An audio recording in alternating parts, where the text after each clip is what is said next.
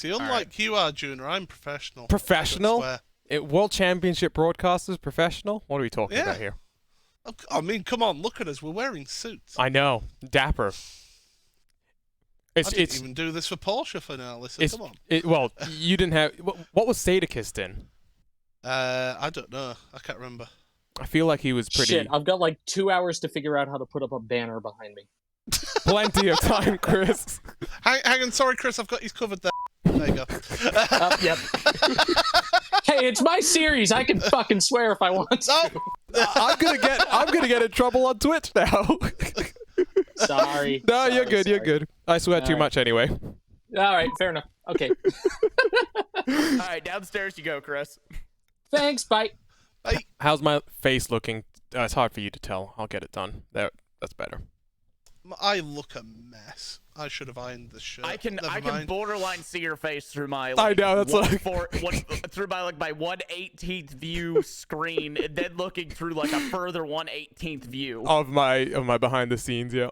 Yeah. So I have you in an 8 by multi-viewer by 8 basically 8 by 8 by 8. Or 4. It's a 4x4 on the bottom, and then a 2 by, and then it's a 1 by 1 up top. Yes, and Tyler. You're basically in an 8 by 8 box, and then you're further in a. I'll remember. 50-50. So what I'll do is I have it set up. That's the wrong one. That's the right one. Okay, copy that. Yeah. So it's easy for me. It's just a click when we're. Perfect. And this is why I had a separate camera for my feed for the broadcast. Well, what I was saying to Tyler is if he was willing to do the green screen on his end.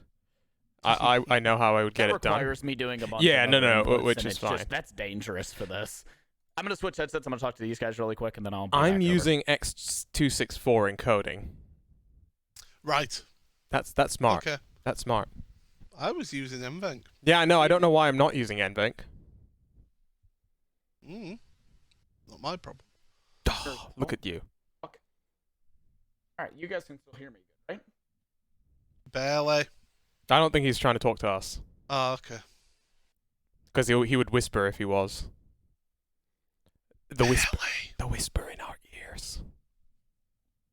Excuse me. Maybe Chipotle for lunch might not have been the greatest idea. I had a sausage sandwich for my tea. You didn't hear that noise, did you, Paul? What noise? Someone, I think, just followed me. No, I didn't. Okay, no, we're good. That's all I care about. It'll distract me, but it won't be on air. That's all that matters. Oh, I need to go on to the Twitch. The Twitch? The Twitch, yeah. Which Twitch? Give you a viewer. Oh, give me a viewer. Give iRacing a viewer. Don't give me a viewer. No, I'll give you a I'm viewer. basically I've already got the iRacing thing up anyway. I'm basically streaming to Twitch, so I can export to YouTube later. Yeah, that's fine. Alright, 90 seconds.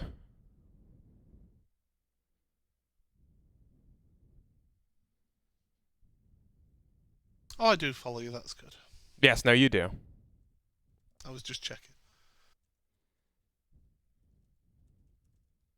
Oh, you actually put TeamSpeak up? Yes. Oh. I know. Oh, didn't I tell you? I thought I told you. No. Yeah, we do have. Tell me. We have to be a bit careful of that.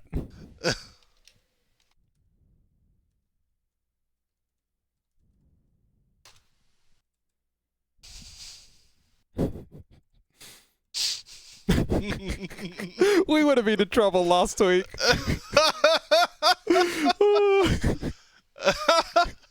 What's the bottom right white screen? Is that your chat? It's meant to be my timing screen. Thank you for reminding me to fix it.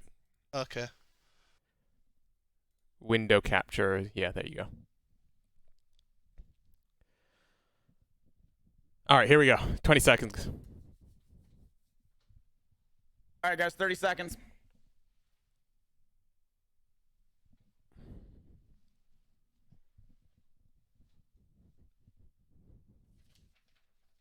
Final car, 15 out.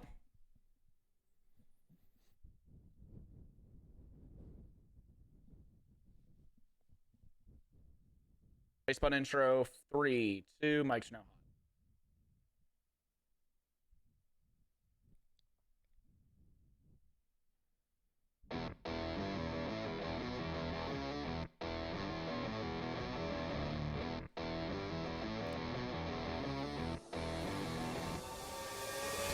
It's time for one last dance at America's home of racing. The 2021 iRacing Rallycross World Championship, presented by Yokohama, has had it all. Twists and turns, thrills and spills, and chaos and carnage. But with just one round of action to go, the championship comes down to the wire. Today, we'll crown a fourth champion in 4 years after what has been an enthralling season. But will it be the Brit John Robertson or the flying Finn Joni Ollikainen leaving with their name etched in the history books? We'll find out over the next 2 hours as we say hello and welcome to the Charlotte Motor Speedway and the iRacing Esports Network for coverage of the Championship Showdown presented by Yokohama Tire. My name is Arjuna Kenkipati, and alongside once more for the final time this season is Paul Smith. We're dressed up to the nines, Paul. It's a championship showdown. There's nothing more fitting, but heading into this round, 12 months ago, John Robertson was in this very same position, leading the championship. It came unstuck for him, though. Missing a feature race, the championship went to his teammate, Johan Hart. This time around, it's maximum attack. It's not damage limitation, but Joni Ollikainen has fought through adversity the last couple of weeks. Here at Charlotte Motor Speedway, the newest track on the iRacing schedule, it's going to be interesting to see who can emerge victorious. Yeah, I've got my best felt cap on for tonight, but yeah, it's absolutely wonderful, tremendous, exciting opportunity for either of these drivers. Joni Ollikainen, I said to him on an interview, didn't I, that he had to go Marcus Grono, maximum attack, really go for it, and he's doing that here.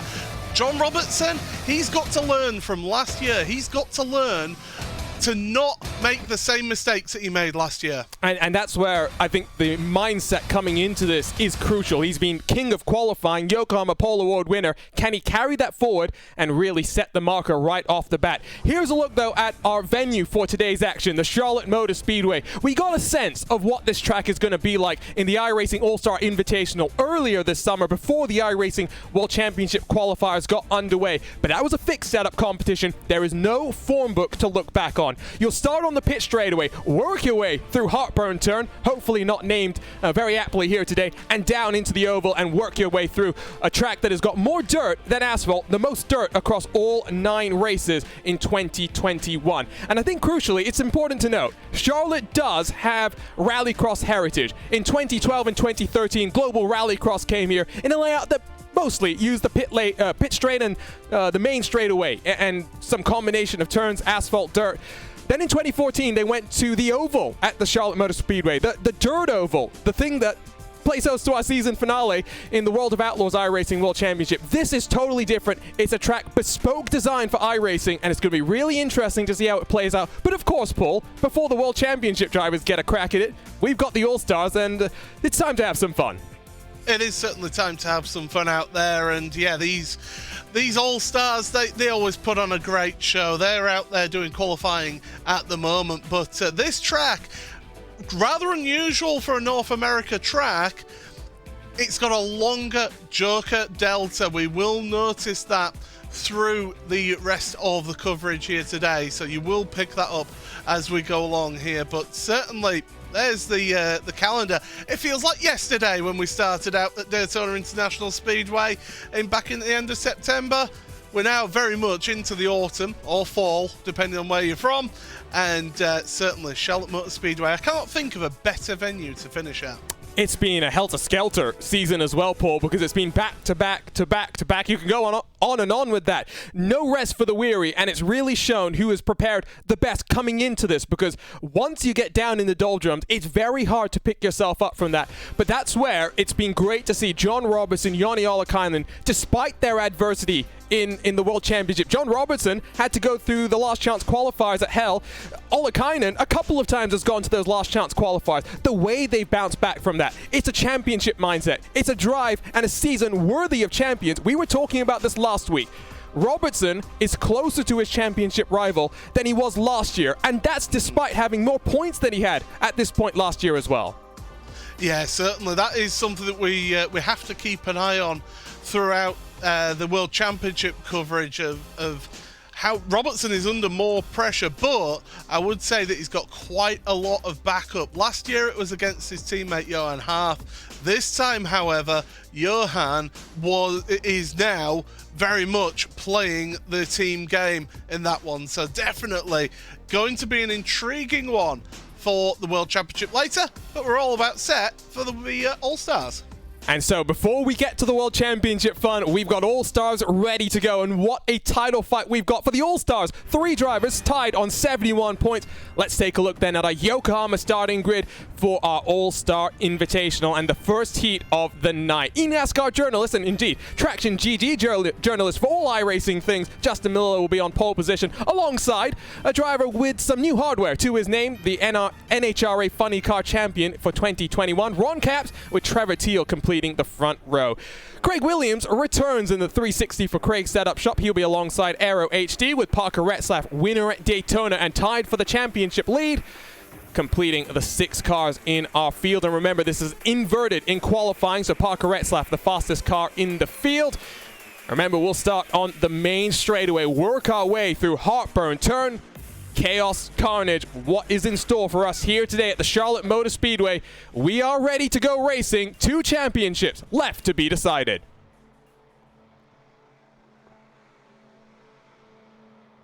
It's a long hold, but the engine's rev and we go green. Not a great start from Melillo. Capps already bumper to bumper with Trevor Teal. Craig Williams slides it down the inside, 2x2, 2 rows deep. They work their way in through what will be the Joker lap when we get to the racing action itself, but back onto the dirt for the very first time. We are clean. Craig Williams to the lead.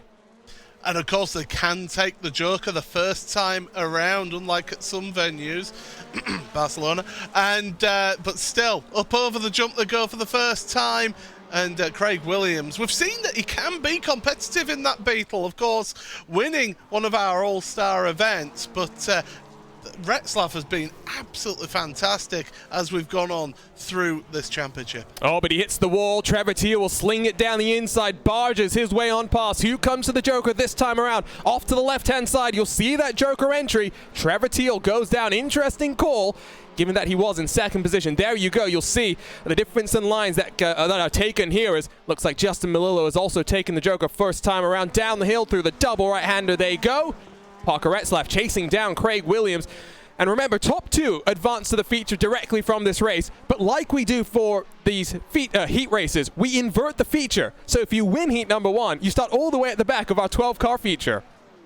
You certainly do, and so really you want to finish in second place if you're going to be advancing from this race. We've seen shenanigans happen, shall we say, by some of the drivers who have competed in this. I've had a feeling that, Craig Williams has taken to the Joker on this lap, so he's decided to take it. Parker Retzlaff leaving it a little bit longer.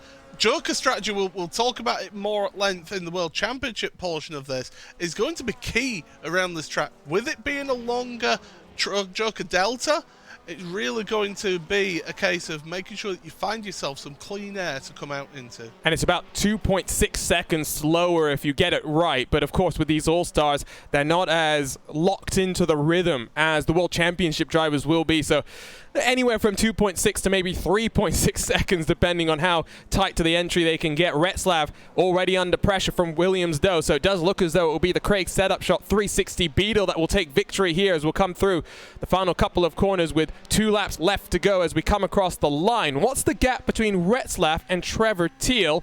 It's about 5 seconds. I think Retzlaff's looking comfortable as we jump on board with the Beetle, work our way through the dirt. And this is where a responsive car is going to be crucial. But unlike for the World Championship Drivers' Pool, where they have the open setup so they can work with the car to tailor it to their driving style, this is a fixed setup. Drivers have to adapt to what they've got. Yeah, certainly, and it will suit some drivers better than others, will that setup. I can tell you from personal experience, coming through this section here of dirt is really, really tricky. You've got to get your line right, you've got to try and carry the speed through there, but at the same point, you also don't want to go too far wide on the exiting the dirt, and then coming through this right and left. Don't hit that wall on the inside that separates you from the Joker lap exit. It's such a tight, twisty, and technical track, and I think one that the drivers really enjoy. It is a place where passing is going to be difficult, and For those who have watched over the 8 rounds of the World Championship thus far, contact, very much a normality, if I can get the words out, here in Rallycross action. Think it's going to be the main way that you get passes done here in our final race, the Yokohama Championship Showdown, round 9 of the 2021 World Championship. Parker Retzlaff, the Arca Menage driver, to the Joker. This time around, it will release the 360 Beetle of Craig Williams to take victory in heat number 1. Looks like Parker Retzlaff clear of Aero in the Traction GG Subaru. He'll advance alongside the rest of the drivers, heading through to the last chance qualifiers. Less chaos, and on the start than potentially we expected, but these All-Stars do know how to put on a show for us today. As who's that who knocks down the wall coming to the line? That's Justin Melillo, who brings up the tail end of the field. Here's confirmation of the Heat 1 results. Craig Williams, Parker Retzlaff through, the rest of the drivers heading to the last chance qualifiers. It's fast and frenetic rallycross action. Let's take a look at the Yokohama starting grid for heat number 2, and it's Luke Knupp who comes into this championship 1 point behind the championship leaders. He'll start then on our inverted pole position in heat number 2. Blake McCandless alongside with Borgesazzo on the outside of the front row. Connor Martell, who was in action for Nitro Next earlier this week, will be alongside Zach Campbell for Coanda Simsport. Casey Cohen returns in the eNASCAR Star Car, lining up at the tail end of the 6-car field. So less chaos on the start than I expected, Paul, but 3 cars do not work through turn 1. No, they certainly don't. And with Zach Campbell being involved in there and Casey Kerwin, we've got some real hot shoes out there to try and mix things up in this second race. So don't say that there won't be a little bit of carnage going down into turn 1. And so, ready to rumble. Connor Martell not having the best of lucks in the NRX Next final, the second one of the weekend in Arizona, but ready to go once more here on the iRacing service. And away we go. Good launch from Zach Campbell, who gets the whole shot, makes it 4 wide as we work our way into Heartburn turn. Long way around, nothing doing there. He'll be side by side with Martell just outside of the shot, but leading the way, it's Luke Knupp with Blake McCandless in second. Campbell still looking to the inside as we come onto the dirt for the very first time. Martell covers him off to the inside, and McCandless almost bumpers him out of the way. Casey Kerwin gets the fenders out and forces his way through on Zach Campbell. Yeah, it was last week Zach Campbell was trying to take me out. Now it's very much Casey Kerwin getting his getting some for me. I didn't put him up to that. Zach Campbell decided to go for a bit of a wall ride around the outside there, trying to get the move done. He could have the inside here. And he bumbles McCandless down into 5th position, so from 2nd to 5th, McCandless drops. Great start from Casey Kerwin, working his way up the field. No car to the Joker on lap number 1, and remember, with 5 laps, 6 cars, it's going to be a bit of a scramble if a couple of cars elect to take to the Joker on the same lap. Similar to what we've seen in previous races, the Joker entry is kind of offset from the regular racing line, and you want to go full steam into the Joker, you might take out cars on the regular lap who are breaking into that final couple of corners. Yeah, McCandless did actually take to the Joker very late, though, was his call. So he's taken that Joker at the back of the field. Meanwhile, on board, looking to the inside of Connor Martell! Almost around he goes, but Connor doing a very good job holding on to that. Does Casey take to the Joker? No. That was pretty nice as well to not force the position, which he very much could have done. As Zach Campbell into the wall, was a bit close. Only McCandless with the Joker. That will light up on the left-hand side of your screen. The one and only time that we'll see cars take that alternate layout. Again, 2.6 to 3.6 seconds slower as Kerwin to the inside of Martell, costing each other time. Martell over the anti-cut curbs and into the tire barriers he goes. Somehow, Zach Campbell gets his way on through. Oh, Campbell was very lucky with that. He just about reacted to all of that happening there. Now, Campbell wants to get ahead of Casey Kerwin here because that is your automatic transition through to that feature race. At this point in the race, you want to maybe go the opposite of what the car in front of you is doing if you are involved in the battle in terms of the Joker. And remember that points are handed out in qualifying, points are handed out in the heat, and then the main majority of the points are handed out in the feature race itself. So even in this, where there is somewhat of an unofficial official championship on the line, do want to make sure you get the results all the way through the evening. Here's a look, though, at the dive to the inside. Kerwin almost knocks the wall down, almost spooks Martel wide, and was some contact between Martel and Kerwin that was wonderfully controlled by that Ford Fiesta, and you saw Zach Campbell able to take advantage. He took to the Joker last time around. Does Kerwin go in on the penultimate lap? No, he doesn't. He's going to leave it to that final lap. He can get caught out a little bit on the final lap, but I don't think that you will see it affect him that much. Casey Kerwin doing a superb job at looking up. He has just been from lights almost to flag out the front. Final lap this time around. Knupp well and truly clear of the field. He did come down to the Joker last time around. It cycled Kerwin to the front, but Knupp will take victory in heat number 2 if he can hold on. Zach Campbell is about 3.6 seconds behind the eNASCAR Coca-Cola iRacing Series driver for XSET Gaming, who will take that Fiesta to the left-hand side and down to the Joker this time around. How close is it going to be between Kerwin and Campbell? They were playing bumper cars on the start. Who will emerge in second place with the transfer? Knupp wins. Makes it a bit eventful to the line. He'll crash into Kerwin, who comes across the line in second. Zach Campbell through to the last chance qualifiers, along with Borges Azzo, Connor Martel, and Blake McCandless. We saw just how easy it is to make a mistake on the final lap and work your way across the line sideways, but no harm, no foul for Luke Knupp. Casey Kerwin goes through along with him. Rest of the drivers scrambling their way through the last chance qualifiers as we get ready to take a look at the Yokohama starting grid for heat number 3. Blake Bilko Williams returns alongside Simon Feigl, the Altus team manager. Tommy Milner makes his all-star debut from racing at Petit Le Mans in a Corvette GTE machine. Lines up now in a rallycross car on the outside of the front row. Connor Daly, the NTT IndyCar Series driver, will be alongside GoPro Lopez. Now, GoPro Lopez, big news for him. He'll be making an appearance in real-life motorsports Artesio rallycross competition in a cross kart alongside, well, NTT IndyCar Series champion Alex Palou, who does also drive for Team Fordzilla, the team that GoPro Lopez represents. We've seen some good performances from GoPro Lopez, so great to see him. World Championship driver in the past as well, going all the way back to the open wheel Grand Prix days, getting a chance in Full Metal Motorsports. But Heat 3 is locked and loaded and ready to rumble in Charlotte, North Carolina.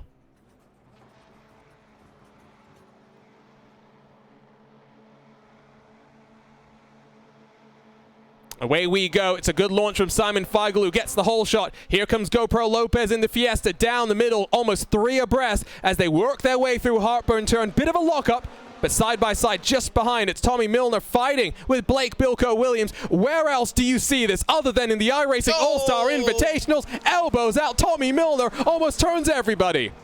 I tell you what, Tommy Milner's picked up very quickly what it's like to race on the All-Stars. That's for sure. I think that was him flying off the jump there. It was. Tommy Milner not having the best of times. I tell you who is having a good time right now is GoPro Lopez, because Bilko Williams has just found the wall. Well, you can do that. We saw Zach Campbell using those video game strategies, that was, as it was dubbed in NASCAR a couple of weeks ago. Unfortunately, doesn't go well for the X Games winner, Blake Bilko Williams, who drops to the tail end. Remember, 5 cars to advance. Plenty of time for these cars to take to the Joker as GoPro Lopez goes about hunting down Simon Feigl. 1.5 seconds the gap here. Here's a look at the iRacing replay as to what happened on the start. Milner, who's I'm sure not familiar with being on the dirt, well, doesn't get the entry to the jump wrong. He'll be fortunate that damage is turned off, at least for today's affair. And that's it. That's something to remember as GoPro Lopez and Simon Feigl now battling for the lead. Feigl into the wall, and GoPro says, thank you very much. I'll take the lead here. And the Fordzilla versus Logitech G Altus Esports drivers battling it out there on track. And so GoPro Lopez tied for the championship lead on 71 points coming into this. Out of the 9 races, we'll keep the best 5-point results for the drivers.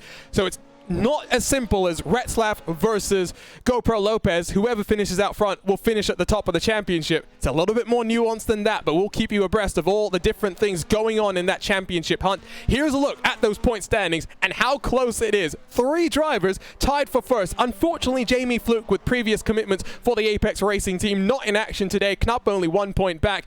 Zach Campbell 3 points back. Connor Martel are still in with the mix. It's all possible. Now the question is, how will things shake out as Simon Feigl hits the wall once more?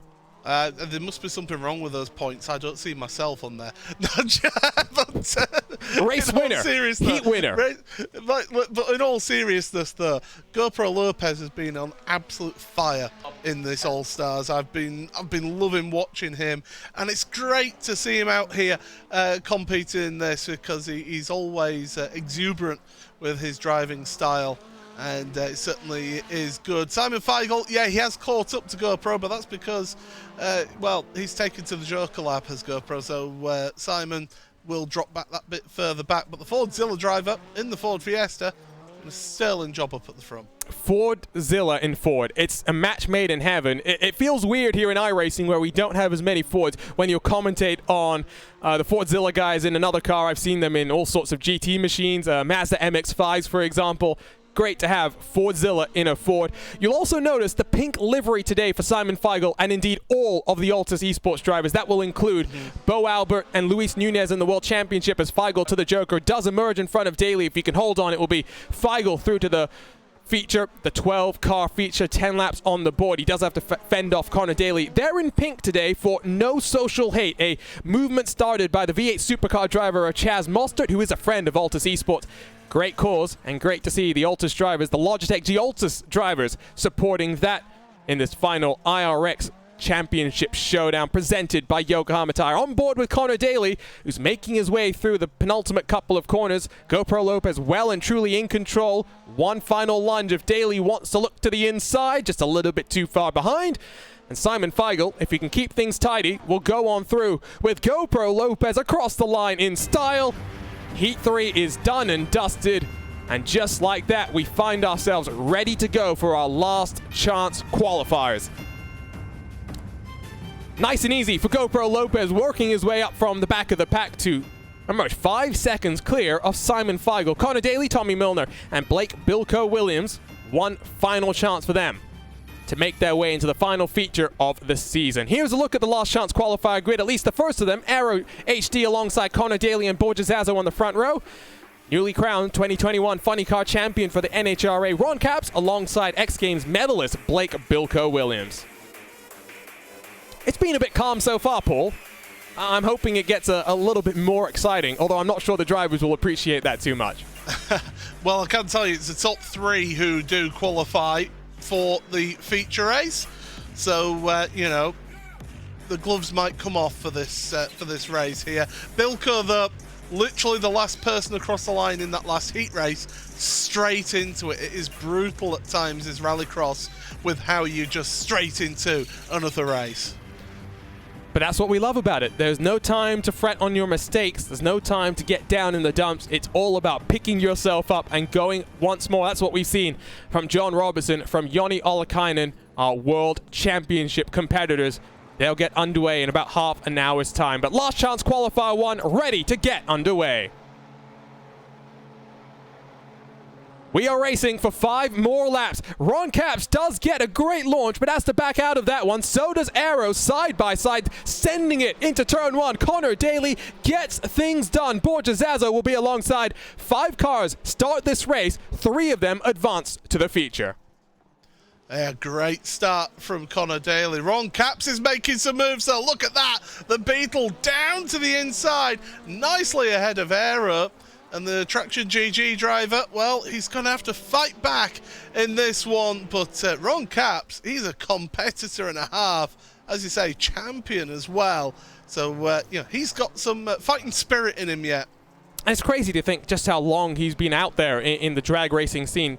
First win back in 1995. I was only 1 years old when that happened. And Ron Capps has really embraced all things iRacing in that Napa Auto Parts Beetle. Great to continue to have him in our all-star grid. Connor Daly, you'll notice, not in the US Air Force Subaru that we've seen him in the past. And that's because, unfortunately, it was announced today that Ed Carpenter Racing and the US Air Force guys have officially stopped their partnership. As of next year, there will be no US Air Force IndyCar in competition. That, of course, Connor Daly shared with team owner Ed Carpenter over the last couple of seasons, splitting road and oval responsibilities. We'll wait and see what 2022 holds for Connor Daly. Another man had a fantastic mullet for part of past year. We'll get up to in the next couple of months. As to the Joker, Daly is followed in by Borja Zazo. Interesting call from the Spaniard, as that will cycle Ron Caps and Aero on through. I don't know about that personally. I mean, basically, for me, if I'm Borja Zazo, I do the opposite of what the car in front does. You've got the time available. It would have given him a clean lap as well. So we'll have to see how that all pans out. But yeah, let's see how it goes. But Ron Caps at the front. He just needs to keep it tidy, keep it clean. Don't get involved in any shenanigans. Don't clip any walls as well. Use your Joker lap when you feel that it's right to do that. But Aero HD doing a sterling job of taking the fight to Ron Caps here. And he's a drifter by nature and by spirit as well, so not surprised to see him enjoying one of the tracks that's got the most dirt on the schedule, as both Caps and Aero through to the Joker this time around, clearly not listening to Paul Smith's sage wisdom. All 5 drivers will have taken the Joker now, so it's an all-out slugfest with 2 laps to go. Who will advance? Remember, 3 advance, so it's really Caps and Aero who are squabbling for the final trip to the feature. Certainly, and what a battle it is as well. We almost forget about Borja Zazo, who, of course, he is quite dapper at times as well. There's the lunge down the inside from Aero HD, and Ron Caps dropping down the order. Ron will fight back here, though. Maybe not quite as he wanted to. Is Bilko Williams close enough to take advantage? No, he's just a couple of seconds too far back. Hostilities will be resumed between Caps and Aero because 1 lap to go. There's only 1.5 separating them. Here's a look at the replay as to what happened heading into the second of the hairpins. It's a right-hand twister. Oh, Caps hits the wall, and definitely not intended. And, well, Aero, the big loser in that situation. Well, Ron Caps isn't going to hang around and ask questions. He's just going to get going and scarper from the scene of the accident. But he's got a nice little gap there now of about 1.5 seconds. But Connor Daly, we've barely really mentioned him up at the front. He's had a nice clean race here, and that's exactly what he needed in this last chance qualifier. Fiesta looking good, first in Pablo GoPro Lopez's hands, and now in Connor Daly's hands. He'll win the first of the last chance qualifiers. He'll be one of the drivers advancing to our final feature of the season. Borja Zazo follows him through, as does newly minted champion Ron Caps. But we say goodbye for the final time this season to Aero HD, to Blake Bilko Williams. So much fun to have Aero and Bilko part of the last 9 weeks, but I'm sure not the final time we'll see them in these iRacing All-Star races. Connor Daly, Borja Zazo, Ron Caps, as mentioned, do advance, but we're ready for the second of our last chance qualifiers. Plenty of big names ready to roar at America's home of racing. Zach Campbell, the young Georgian, lines up alongside Trevor Teal and Tommy Milner. Connor Martell, Justin Melillo with Blake McCandless at the tail end of the field. Reminder, whoever finishes in 3rd in this race will be on pole for the feature. It's kind of what you want, and unfortunately we appear to have lost Zach Campbell from the server, so hopefully he can get himself back in before the time ticks 0, although I doubt he will here. Well, he has connected. Oh, he's only got about 10 seconds to get on the grid. Might be too little, too late. So 4 cars will say goodbye to one of them. It's going to be heartbreak for them. But again, what a show it's been so far. McCandless pops into existence, so make it 2 that we'll say goodbye to.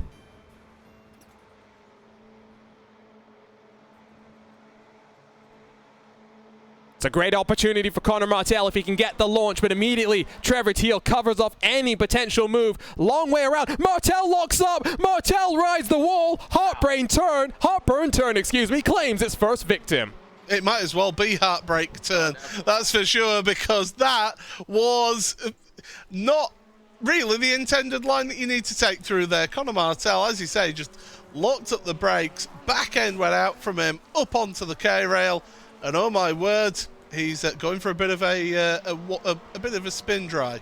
Tommy Milner did get past Trevor Teal in all of that commotion. Here comes Justin Melillo to the inside of Blake McCandless, side by side, in through the first of the hairpins, rubbing his racing, but almost into the tire barrier. Some great action going on. McCandless still has the drive if he can get the power down off the corner. Remember, 4-wheel drive in these machines. Will one of these cars take to the Joker? I think McCandless was thinking about it. Pinched down by Melillo. Melillo holds on. Incredible stuff. This is fantastic here, and yeah, as you say, rubbing his racing here in the sport of rallycross, and we saw plenty of that at the weekend in the Nitro RX. Oh, Trevor Teal into the wall with the front of his car, manages to keep going though. He has taken the Joker lap though. And that's the Nitro Circus Star Car, now driving the ZipRecruiter Subaru that we saw for Kyle Busch. And there's the mistake from Martel. So easy to do. Blake McCandless has to get on the anchors to avoid running into Martel, who went up and over for the ride of the night so far. And as mentioned, Trevor Teal driving that ZipRecruiter Subaru that Kyle Busch on debut took to 4th in Nitro Rallycross, as Blake McCandless straight into the wall through the Joker illustrates just how difficult it is to make sure you nail the line there. Yeah, certainly. The amount of times in Joker laps you'll hit the brakes and be determined not to make a mistake, and you hit the brakes a little too hard and too late, and before you know it, you head into the scene of the accident. But right now, we've got a tremendous battle here. Conor Martel, okay, he's not taken to the Joker, whereas Trevor Teal has. Teal, though, getting held up by Melillo. Oh, nice over-under there, and Conor Martel's trying to follow through. So it's really between Melillo and Martel! Martel goes around. Melillo scampers off to the Joker this time around. I didn't get the greatest view as to what happened there, but might be another self-inflicted mistake for the Vermont sports car driver, for Conor Martel. Of note, Zach Campbell has managed to get out onto the track, but he's 2 laps down. It'll be his final laps in this 2021 All-Star Invitational. Confirmation that everyone then has jokered from Teal on back. Tommy Milner does have the gap, 5 seconds to Trevor Teal as a result of all of that battling that was going on for second on back. Can take to the Joker either this time around or the final trip around. Will emerge victorious in the second of the last chance qualifiers. There is Tommy Milner, who I believe, correct me if I'm wrong, has Zach Campbell for company behind him. Yeah, Zach will just be saying, "Hi there, Tommy. I'm Zach Campbell. You don't know me, but you're about to find out." As they're going over the jump here. Now, Tommy does need to take to the Joker this time by, but he's got a good lead over Trevor Teal right now. It's over 6 seconds now, so he just needs to keep it clean through the Joker, and he should have a nice race win. Well, I tell you what, Zach Campbell was watching Tommy Milner race at the 2021 Motul Petit Le Mans just this past weekend. Didn't go great, unfortunately, for Tommy Milner, or indeed the entire Corvette team. A horrific crash for Jordan Taylor on a restart. A testament to the safety of modern race cars, but the end of the program for Corvette means the start of the off-season for Tommy Milner. He'll take the victory in the last chance qualifier number 2. Now we wait for what's going to be a 4-second gap to Trevor Teal. Justin Melillo, not for the first time this season, but for the final time this season, will advance to the feature.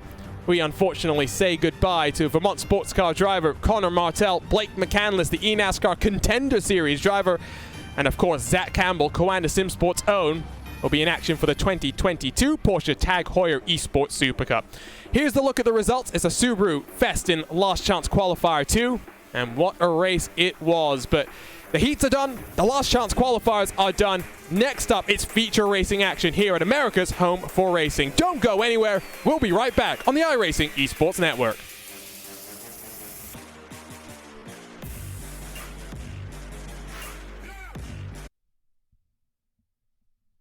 Hey guys, 1 minute out. Your mics are muted. That was all rather tame. Yeah, could have been a bit more exciting. Well, it wasn't not exciting. It's just it was very tame. So we're gonna skip Black Friday segment. On the way back here, we're gonna do those in WCS because I actually have that in that program.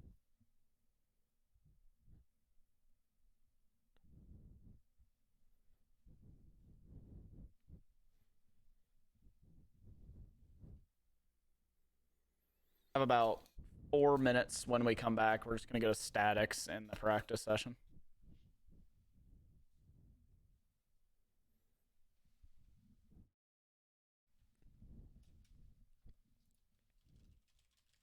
All right, 10 seconds, guys. All right, mics are hot.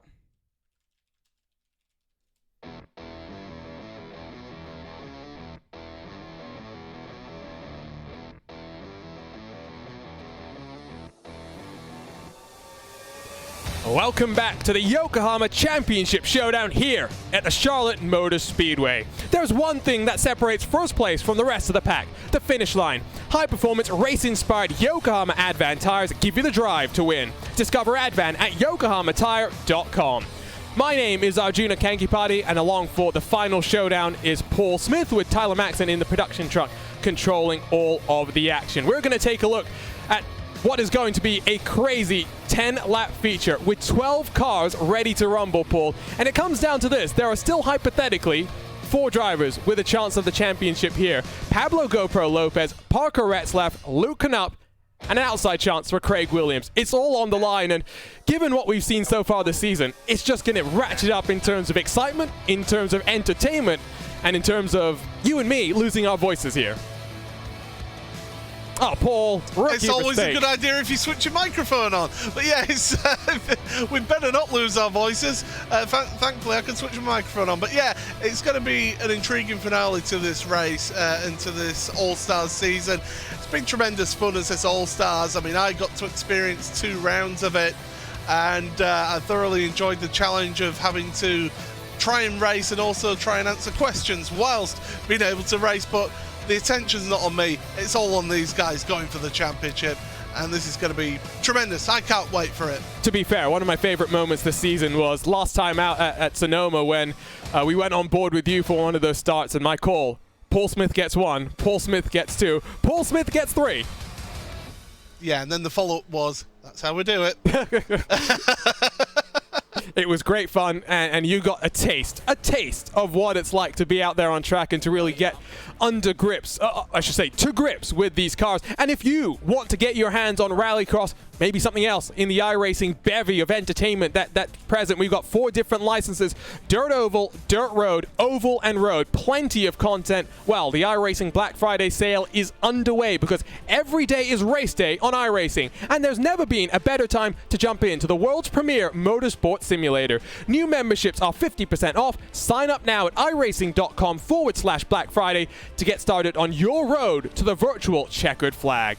Still got 80 seconds left before we get into that feature. It's an interesting track here, Paul, and I'm surprised, very surprised, we haven't seen more chaos on the start. The most chaos that we've seen so far was Connor Martell making a mistake that only ended in his own chaos. Yeah, it certainly did, but what we will see, however, is 12 cars. Rather than 6 that we've been seeing so far, 12 cars going down into Turn 1. The fast-starting Ron Capps will be on that front row. I mean, you know, you've got to have fast reactions to be able to be a NASCAR. Well, you have to be a quick reaction to be a NASCAR champion. You also have to have quick reactions to be a... I can see Arjuna laughing away at me.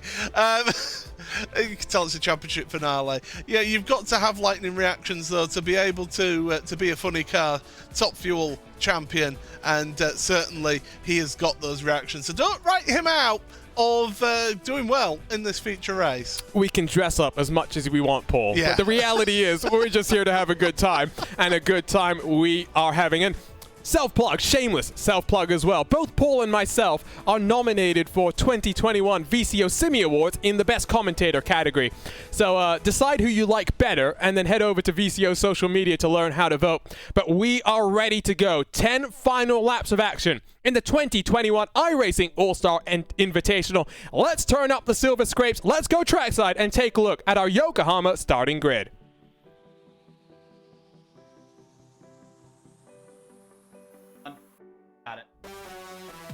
And it's an inverted starting grid. So the slowest starts from the front, the fastest from the rear. That's not to say Justin Melillo didn't show some good pace. He'll be alongside Ron Capps and Trevor Teal on the front row. Borges Azzo, Tommy Milner on debut, row number 2. Connor Daly will line up then alongside the Altus team manager Simon Feigl and Casey Kerwin, while Parker Retzlaff, GoPro Lopez will be on a row by themselves. Luke Knupp, Craig Setup Shop, the final cars in our field. It's 3x2x3x2x2, if I got that one correct.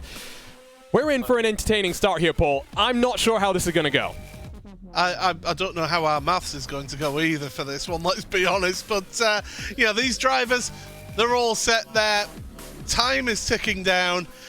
Well, one final race in the All-Stars It's been a thrill ride for these drivers and for us watching as well. Let's hope it's a good one. One final showdown. For the final time, these drivers get the engines ready to roar, the lights illuminate, we are ready to race in Charlotte. Great launch from Simon Feigl once more, who makes it 5 wide. A bit of contact for GoPro Lopez. Feigl sends it down the inside. What a move from the Australian. Borges Zazo down the middle as well. Incredible sub. Pablo GoPro Lopez needs to make sure he gets through clean. He makes contact with Luke Knupp. I think GoPro Lopez has gone around. Oh, that's absolute disaster if he has, but oh my goodness, what on earth is going on? Look at him, he's there in the background, and everybody's off at turn number 2. Parker Ratzlaff is the driver that spun around in turn 1. Luke Knupp got mixed up coming in through the second part of the corner. Absolute carnage, absolute chaos. It means Simon Feigl is running away from the race lead. Luke Knupp has managed to hold on just in front of GoPro Lopez as they go 3 wide. Trevor Teal, the meat in the sandwich as they come through the second of the hairpins. That's alongside with Luke Knupp. Knupp almost gets turned. He just about holds on, and synchronized spinning behind him. Oh, yeah, I was about to say that synchronized spinning. It's exactly it. And what that does mean is it brings GoPro Lopez into this one. He was off the side of the jump as GoPro, and straight off into the wall there, Malilla. Well, we said it's been quite tame and quite calm in these heat races and last chance qualifiers. Not here, not at the start. Commentator's curse. There's the initial contact. Knupp kind of bangs into GoPro Lopez, who then actually bumps into Casey Kerwin. Parker Retzlaff tries to come down the inside. Nothing doing there. Craig Williams gets mixed up. Then here, well, GoPro Lopez shoves Tommy Milner, who shoves Connor Daly. That's about as close as I can get to describing what happens there. Trevor Teal peels off into the Joker as GoPro Lopez attacks him. Borges Zazo did take to the Joker in the opening couple of laps. It does mean that Zazo, who is 2 and a bit seconds behind Borges Zazo, makes contact with Ron Knapp. It's all going on here. Ron Caps, the fast starting Ron Caps. Did you see the launch that he got from that front row at the start? Absolutely tremendous. But Simon Feigl, he is on an absolute mission out the front. He wants to get a win. Borges Zazo's under pressure now because Ron, he's wanting to give some back. You know, all right, you can push me out the way. I'll push you out the way then. Simon Feigel's trying to show his drivers how it's done from that Altus team house is what I think is going on. Bo Albert, Luis Nunez, of course, for the Logitech G Altus team will be in action for the World Championship. Bo Albert looking for some redemption. Side by side coming through the Joker. Oh, that's not through the Joker, excuse me. That's Trevor Teal and Parker Retzlaff coming to blows there. Remember, the championship is tied between Parker Retzlaff, GoPro Lopez, Luke Knupp only 1 point behind. It's not as simple as whoever finishes in front will become our 2021 unofficial, official All-Star Invitational champion. We'll get you the point situation as soon as we can post-race, as in through, back onto the dirt they come. GoPro Lopez only has 1 car in between him and Parker Retzlaff, albeit Retzlaff yet to take to the Joker. Yeah, I think Chris Leone has got the unofficial back of the envelope calculation going on for the championship, and he'll be certainly giving us that when we do finish up here. But yeah, this has been a thrill ride, this one.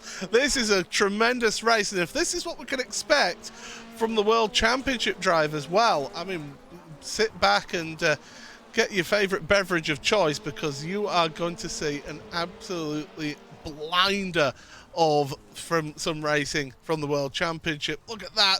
GoPro Lopez deciding to pull the handbrake, whereas Casey Kerwin keeping it nice and clean. The different stars are driving into the back of GoPro. Kerwin's trying to force his way through. Use that chrome horn there, Sunshine. You could get past. Now get your popcorn out, that's for sure. A reminder that GoPro Lopez can't really afford for something to happen like that and to be spun around by Casey Kerwin. Parker Retzlaff almost returned the favor to Casey Kerwin there. Knupp took to the Joker last time around. He's about 3.5 back from Simon Feigl and had been reeling him in the last couple of laps as Ron Caps the cork in the bottle. Here comes GoPro Lopez leading the charge into the dirt once more over the jump. Get yourselves turned in nicely. Caps a little bit wide, but you can get the power down. He'll have the inside for the next of the hairpins. Kerwin to the inside of GoPro Lopez. Here comes Parker Retzlaff as well. Retzlaff goes around 3 wide off the corner. GoPro Lopez trying to bundle himself down the inside. Retzlaff tried the slide job there. It didn't work out. And Ron Caps, well, talk about getting the shoulders out and making it the widest beetle that there is out there on track. Oh, he's heading for the wall as Caps. So is Cohen. Cohen's around. Oh, it was all going so well for Casey, but that means that GoPro now is ahead of Ron Cap. Simon Feigl, if I was him, I would have taken a Joker lap sooner rather than later just to make sure you stay ahead of Luke Knupp. I'm waiting for the times to come in to compare Feigl versus Knupp in terms of outright lap time. Feigl indicated 4 seconds clear. So he does have the Joker delta to the cars behind. Remember, 2.6 to 3.6, depending on how aggressive and how accurate, that's the word I'm looking for, accurate you can be on that Joker. We saw Blake McCandless make the mistake, but Feigl has been looking good in that pink car. Again, no social hate, the mission that Altus is here to talk about and to put forth a show for in this Yokohama Championship Showdown. There's the lap times. It's been pretty consistent from Simon Feigl, and hard to tell because, of course, Joker laps for Luke Knupp would change things around, but Knupp was faster, 0.6 faster last time around, and Feigl responds to the Joker. He goes. Yeah, if you've got a car catching up to you and you're the leader and you've yet to take your Joker, you take that sooner rather than later, just that you can come out ahead of that car that's gaining on you, because you're more likely to stay ahead if you've got that Joker Delta in hand, and then you can just defend for your life. Well, he has it covered, but 2 laps to go. About 1.6 miles left in our 2021 All-Star Invitational season. Look at Knupp, though. Over the jump, already setting that car up. That's the measure of a young man, a teenager, driving with confidence from Arizona. I'm sure he would have been watching on as the Nitro Rallycross cars fought it out in Arizona, as fighting behind. It's Kerwin and Ron Caps resuming hostilities. Fiesta versus Beetle. Pretty nicely done for Casey Kerwin. Final trip around, though, for Simon Feigl, for Luke Knupp, who will emerge victorious. One more win left to be in the books. Oh, look at that. Look at the way, though, that Simon... Oh, that was beautifully done around that corner there. Simon judged it inch perfect around that corner onto the jump. He just needs to keep it clean to stay ahead right now. Can Knupp throw a blinder? 3 corners left to go. Caps has got him back past Casey Kerwin. Oh, Kerwin's down the order. Must have been an issue for the eNASCAR Coca-Cola iRacing Series driver. Borja Zazo throws a slider on his fellow Spaniard. GoPro Lopez holds on, but out front and taking victory for the final time this season. Simon Feigl from the Altus Team House shows his boys how it's done. Luke Knupp, 4th in the championship, coming into this one.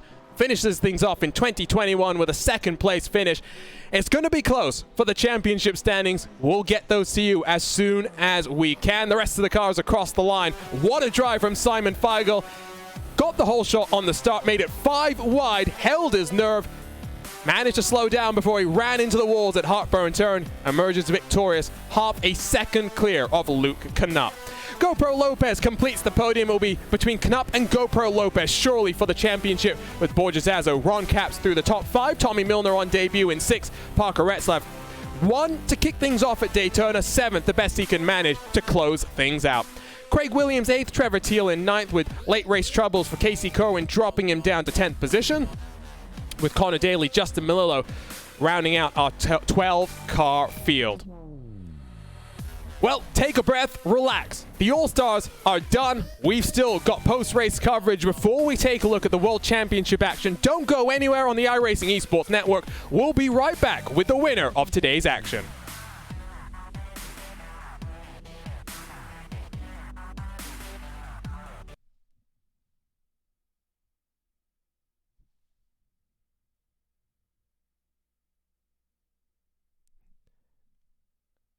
All right, guys.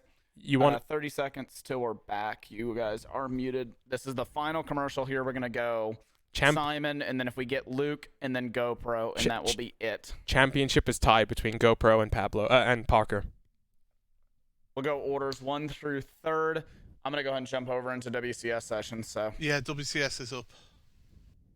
All right, guys, 10 seconds. Mics are going hot here in 5. Mics are hot.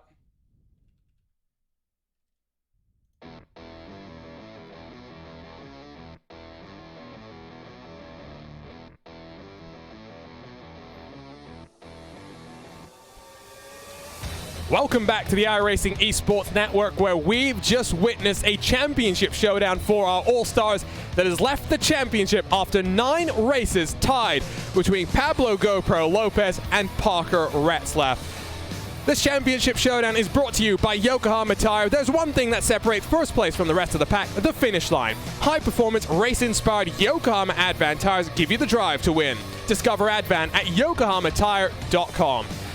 My name is Arjuna Kankipati alongside is Paul Smith. And Paul, 1 point separates 3 drivers at the top. Parker Retzlaff and GoPro Lopez, they'll share championship honors.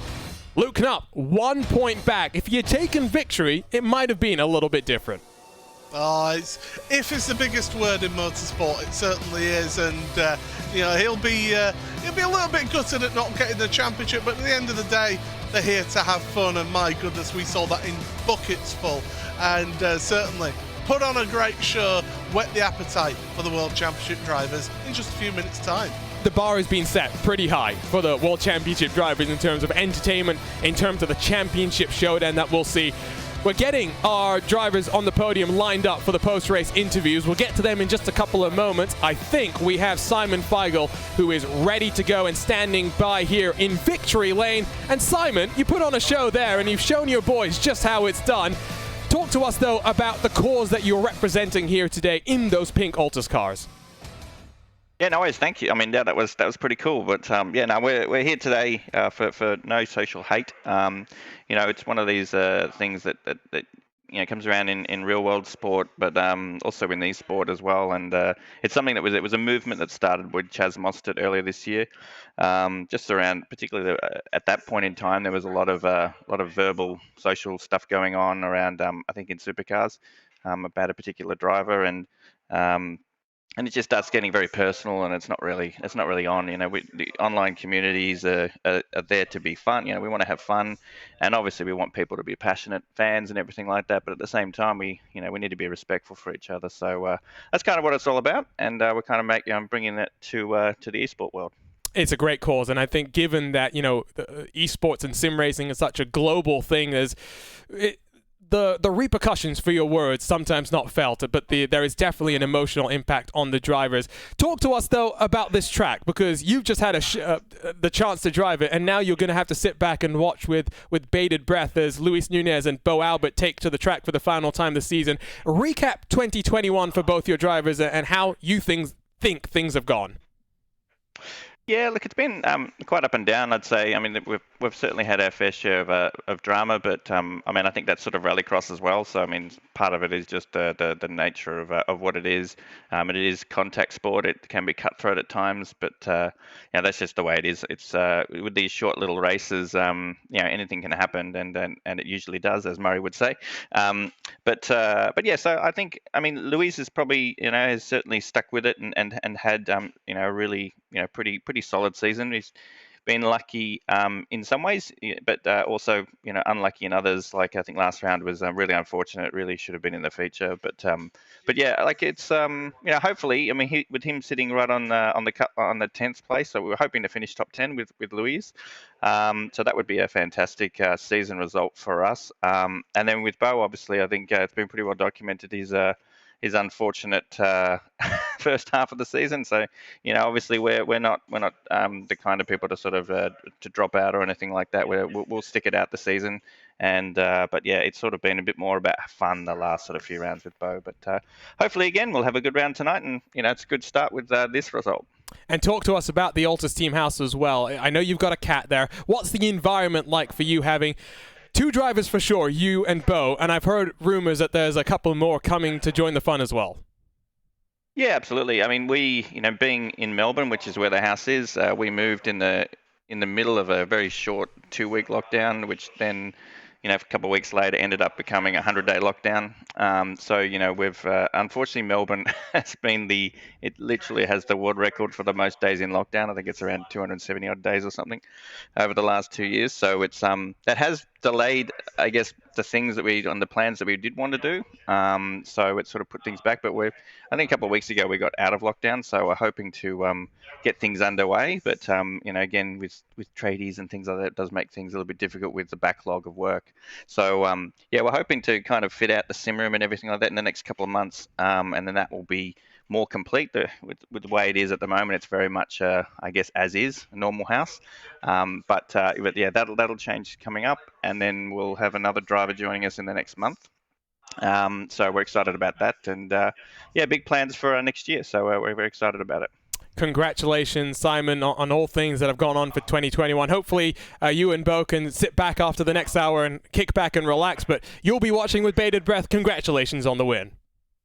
No worries. Thanks very much, and I love your work with the broadcast. So yeah, we're looking forward to a good call on the main event.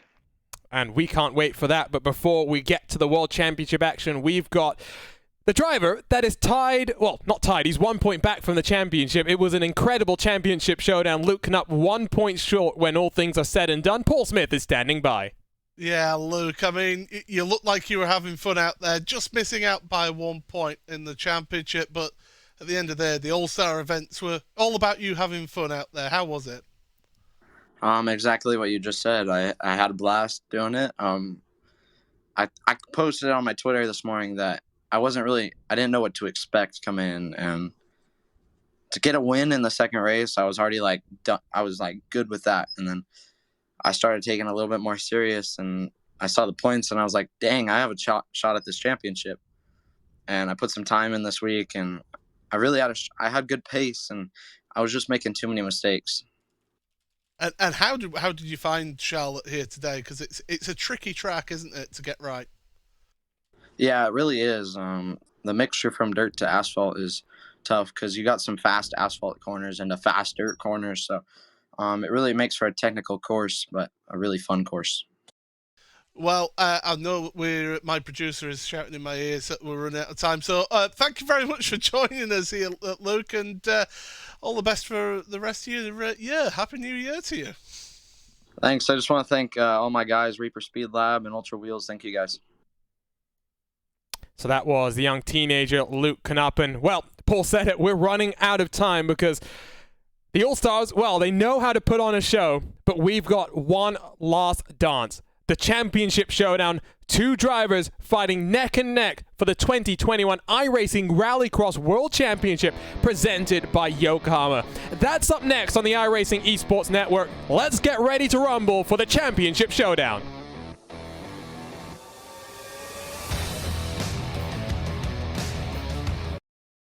Okay, you guys are clear. 2 minutes, 40 seconds till we're back.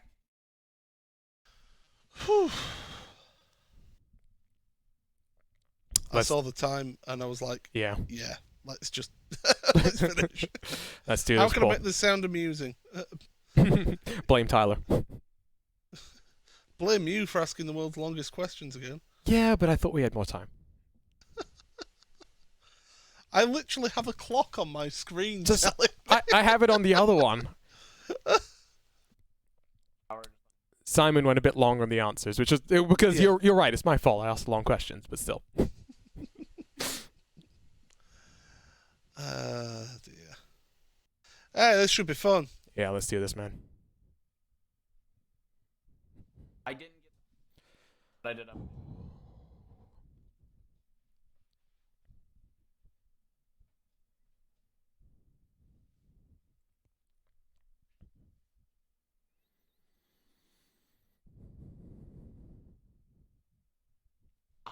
Two ads to go after this one. I just went on. Oh, wow.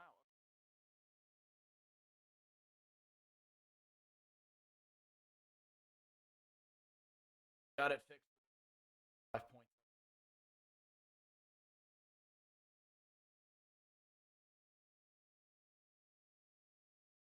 Okay, second to last commercial, guys. 1 minute, 10 seconds out.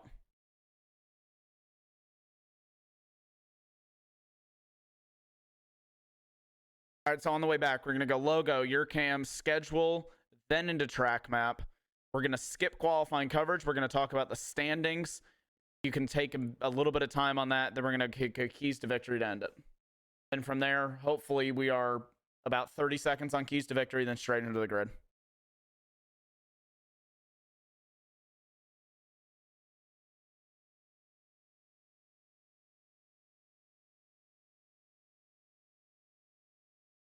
Final commercial. 30 seconds. Wrap it up.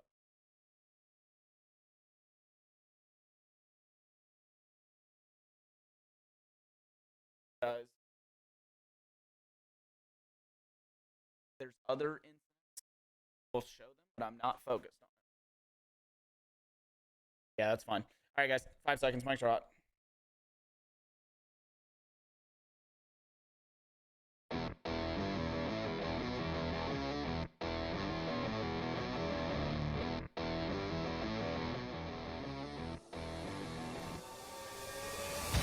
Here we go. It's the Yokohama Championship Showdown. It comes down to the wire at America's home for racing. Today's championship finale is brought to you by Yokohama Tire. There's one thing that separates first place from the rest of the pack: the finish line. High-performance, race-inspired Yokohama Advan tires give you the drive to win. Discover Advan at yokohamatire.com. My name is Arjuna Kenkipati, and I'm trying not to get nervous alongside Paul Smith for what lies in store for us here now, Paul. 12 months ago, John Robertson was in this very same position, but his timidness cost him. It was Johan Hart that took the championship. This time around, it's maximum attack for the Brit, but he's got the flying Finn Joni Ollikainen to deal with. Now, one thing that will be an advantage of John Robertson is his qualifying record. That is something that will put him in good stead for this race here today.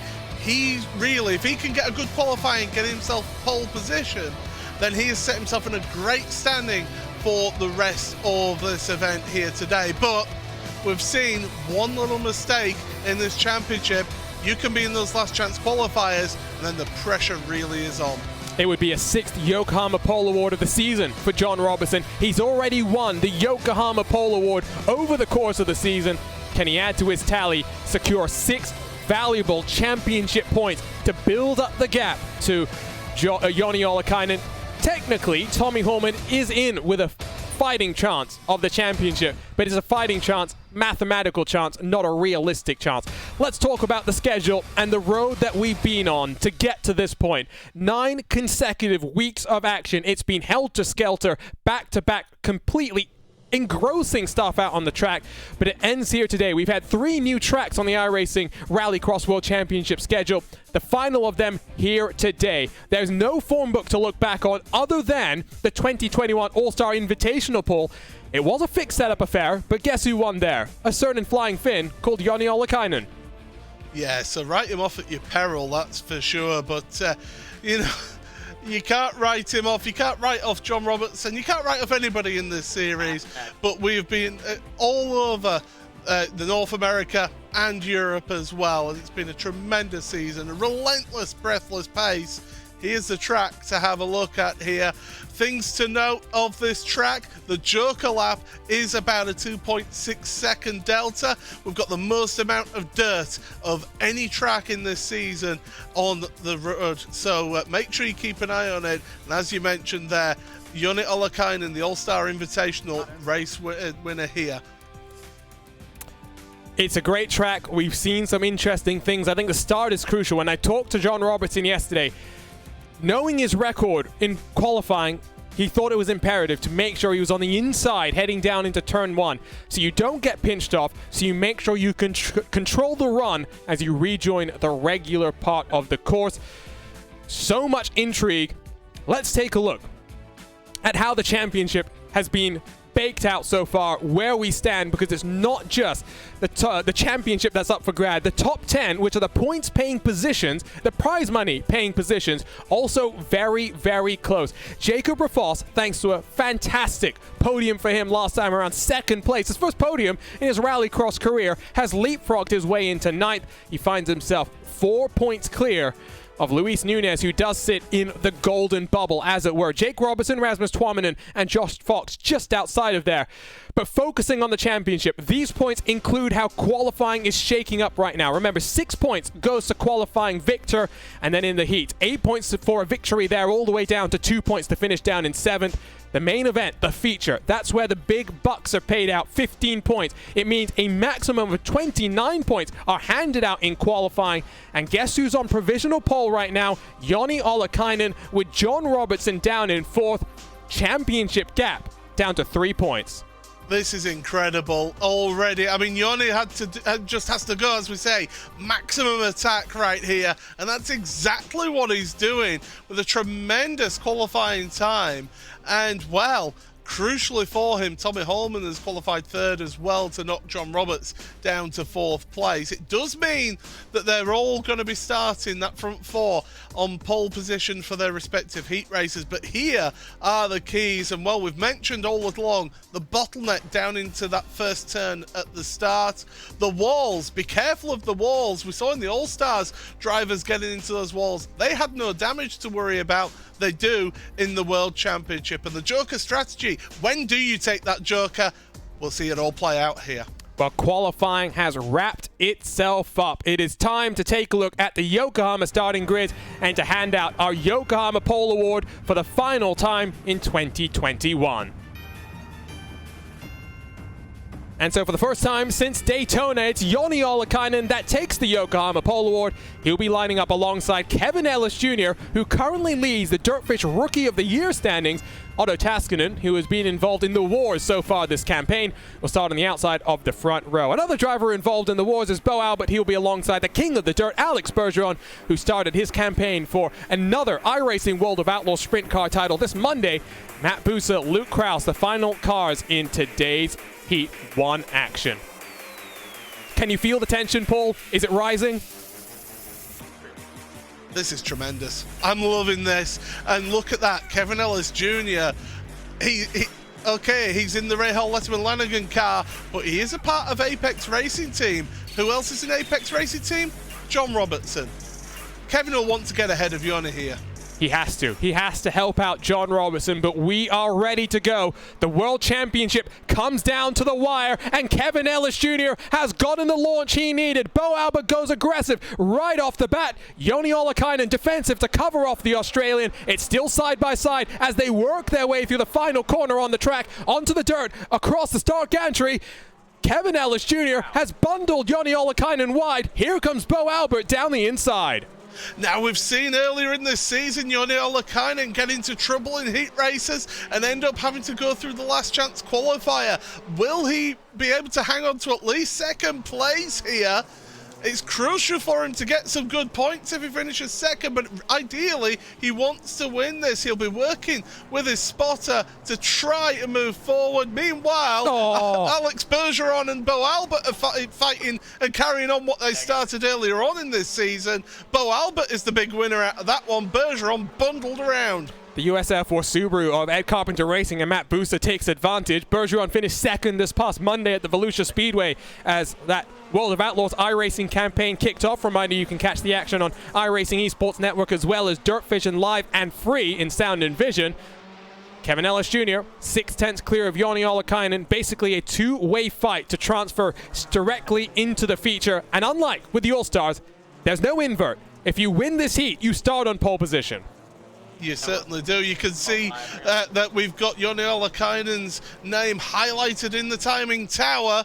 Oh, Bo Albert nearly spinning round, and Matt Busa deciding to take to the Joker laps. You can see one of our championship contenders then, Joni Ollikainen, highlighted there in red on our timing tower, making it nice and easy for everyone at home to keep an eye on how our championship contenders are going on here. And we'll emphasize, Tommy Holman has a mathematical chance, but it's not a realistic chance. All of Set Esports' efforts have been on making sure that Joni Ollikainen is ready to go for this championship showdown. They want to make sure they become the first team to win 2 titles. Of course, Sammy Matty Trogan won back in 2019 when he represented Set Esports. Of course, made the move to Williams the year after that. Ollikainen to the Joker this time around. Where is he going to cycle out? Is he in clean air? Is he going to have traffic? He's in front of Bo Albert, and that is crucial. He's got 2 laps to get the pedal to the metal. Yeah, that's it. That is exactly what Joni needed to do there. He'll have had his spotter in his ear going, right, take the Joker now. You'll come out in clean air and just push. Push, push, push. Take it to the limit. all the way through this race. And surely Kevin Ellis goes this time around onto the Joker to cover off Yanni. He doesn't even want to think about what the pace is going to be. You respond to the move. You don't wait to the last lap of the race. Which way does the Scotsman go in that Rahal Lenneman Lanigan machine? We'll find out. Booster still embroiled in the fight. Luke Krause has gotten on through. There is the Rahal Lenneman Lanigan 30 to the Joker. Where is Ollikainen? Just behind. Ellis Jr. responded, and that was crucial. Ellis Jr., you've got to say, has taken to rallycross really well. He's never been in a world championship on the dirt, and he's really done a good job adapting to this series, and he's showing exactly with a strong finish here as to what and why he deserved to be in this series. Kevin Ellis Jr.'s best result of the season, a second place finish at Iowa.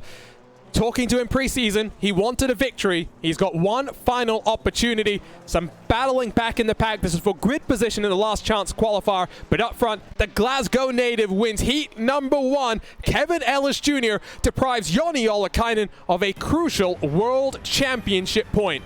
Both the top two will advance to the feature, but that point might be crucial. It was 4 points the gap between John Robertson, between Joni Ollikainen coming into this race.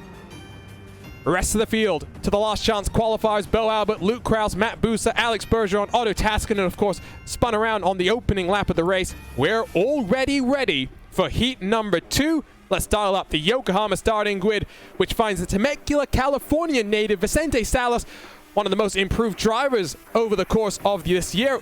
Drove for Andretti Autosport 12 months ago, has battled at the front in 2021. He'll be alongside Killian Delomo with the ever-quick Luis Nunez on the outside of the front row. Jake Robertson trying to join Kevin Ellis Jr. in the feature for Rahal Lenneman Lanigan with Tommy Nukkarainen, Rasmus Tuominen, and Johannes Vahanen. The 7 cars ready to go. So that was crucial, Paul. The 1 point that now Kevin Ellis Jr. has robbed Ollikainen of. It might be that. That might be the margin at the end of today's racing action. Yeah, every point matters, every second matters, and my goodness, it just lines us up to be a really intriguing final. But we've still got 3 more heat races to go here to see how they all line up in that feature race. A staggered formation, ready to run themselves into Heartburn Turn. It's a jump start from Rasmus Tuominen. That's going to cost him crucial. He'll finish down the back of the pack. His teammate for Team GRX and Set Esports, Killian Delomo, leads the way, but bullied a little bit by the 14 of Luis Nunez. Salas takes advantage. Jake Robertson feeds the bumper to Killian Delomo. Luis Nunez gets mixed up, as does Johannes Vahanen.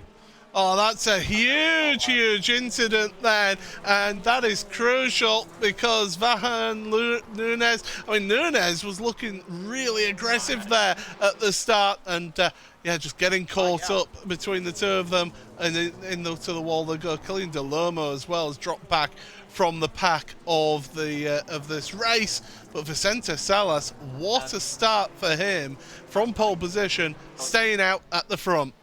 He got his first ever pole position in his rallycross career 7 days ago. Backs it up with second place in qualifying this time around.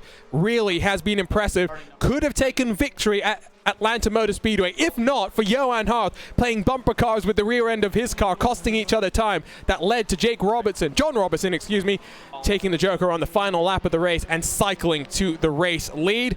None of these cars have taken to the Joker. Of course, remember, Tuominen did jump the start. That will have, in effect, as we saw with John Robertson a couple of rounds ago, drop into the tail end of this field. It means Salas and Jake Robertson comfortable to advance. Yeah, certainly. They've got a nice gap. They can pick and choose when they take that Joker lap. Their spotters will be, as everyone has, they'll be having a spotter in the rear going, okay, we haven't got the delta yet. Just keep pushing at the front. We'll get you that free space. And as more drivers take to the Joker, it makes it easier actually towards the end for those leaders. Although Vicente Salas falling off the edge of the jump, it's so easy to do that around this track. Big news for the Apex Racing team. You did mention, of course, that Rahal Lenneman Lanigan and Subaru Motorsports USA, both drivers put forward by the Apex Racing team. They have a new team headquarters coming up, and unlike what we have seen from the Altus team or even Coanda Simsport, where it's a team house, this is a team facility. They're going to have so many different things within that facility, a broadcast studio, customer showroom for hardware and whatnot. Really exciting future. And from what I've heard, John Robertson, Jake's brother, will be moving in to that facility when it opens up in a couple of months' time, while he waits for Johan Harth to take over that room. That's keep it warm for him. And yeah, John Robertson, though, I mean, it does. I mean, I saw the video that the Apex Racing team put out, and it does look a tremendous plan, and hopefully things go really well for them. I truly believe it is a good move for sim racing. Speaking of good moves for sim racing, the front two, they're out there on their own. They've yet to take their Joker lap as they head on to the final lap here. Side by side, Delomo bumping doors with Tommi Nukarainen, who gets forced into the wall. Well, it's the final race of the season, so Race Control don't have much recourse in terms of what they can do in future races, so they will be a bit more strict in terms of the penalties that get handed down. Will be direct point implications for the drivers. Through the dirt for the final time, Vicente Salas for Elliott Sadler Esports will head to the Joker. He'll line up in second position, the middle of the front row in our 10-lap feature affair. He'll advance along with Jake Robertson. Rasmus Tuominen will drop to the rear end of the field. Killian Delomo cycles to third. Valuable grid position in the last chance qualifiers. Rather calm, rather tame affair. Not much championship intrigue in that one, though. Still plenty of that to come in 2 more heat on the night. We'll wait for the final car to cross the line before we get confirmation of the race results and indeed the post-race penalty for Rasmus Tuominen. Vicente Salas in first with Jake Robertson second, Killian Delomo in third, Tommi Nukarainen. Rasmus Tuominen only drops to fifth because Johannes Vahinen had further issues. He finishes in sixth. Luis Nunez doesn't finish, down in seventh. Yokohama starting grid for heat number 3. Tommy Holman, Johan Harth, they have a lot of work to do to help their teammates out in the feature, but there's of course also a valuable fight in the team's championship, Set versus Subaru Motorsports USA. Quintin Delomo, the Frenchman, will be on the outside of the front row with Tony Latin-Mackie and Garrett Maines, row number 2. Marcus Matamoros will line up back in 6th with Josh Fox at the tail end of the field. Josh Fox, a championship competitor in multiple iRX campaigns. Another driver who really has not had the best of luck and has been through the wars in 2021. Fox did get some redemption with a podium at Sonoma. What can he do from the back as we are ready to rumble for heat number 3? Cars are lined up, engines ready to rev, lights ready to illuminate.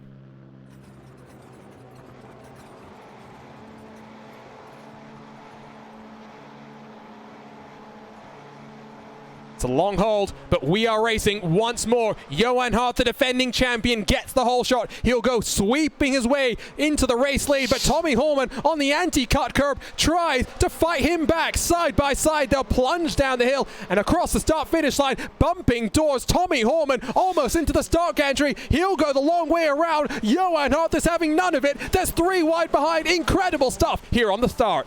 Oh, this is tremendous stuff, and yeah, Johan Harth doing exactly what he needs to do there, moving to the front of the field ahead of Tommy Holman, who, as you mentioned, has got an outside chance of a championship, and it's quickly sort of whittling away here. But yeah, Johan definitely got the start that he needed to get there and finds himself up near the front. Garrett Maines and Josh Fox were having a tremendous fight on that first lap. Couple of drivers deciding to take to the Joker.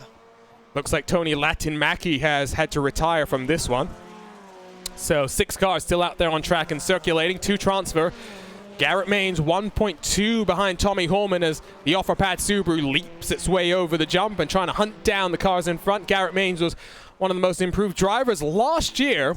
Has been up and down in 2021, but of course a great podium at Hell Lankenbanen for him in what was his only feature appearance of the season. Here comes Tommy Holman though, trying to make something happen through the penultimate couple of corners. Does he go Joker this time around? No, he doesn't. These two back and forth, Frenchman versus Finnish driver. This is great stuff. Yeah, the Battle of Europe happening right now as through they go through the finishing gantry.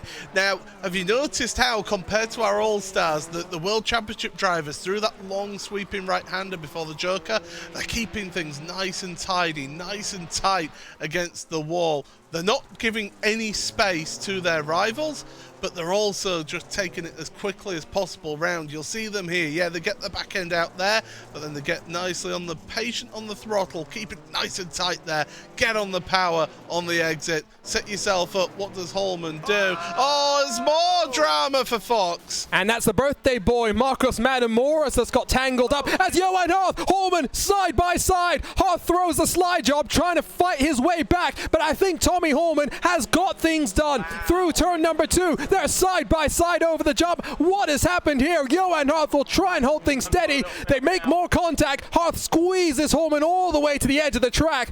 That was a moment that almost ended in disaster.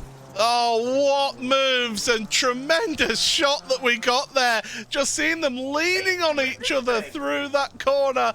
Absolutely tremendous stuff. Tommy Holman, he's got to do the opposite of Harth here. He's got to stay out on track. That's exactly what he's done. He's got to now put in the lap of his life here.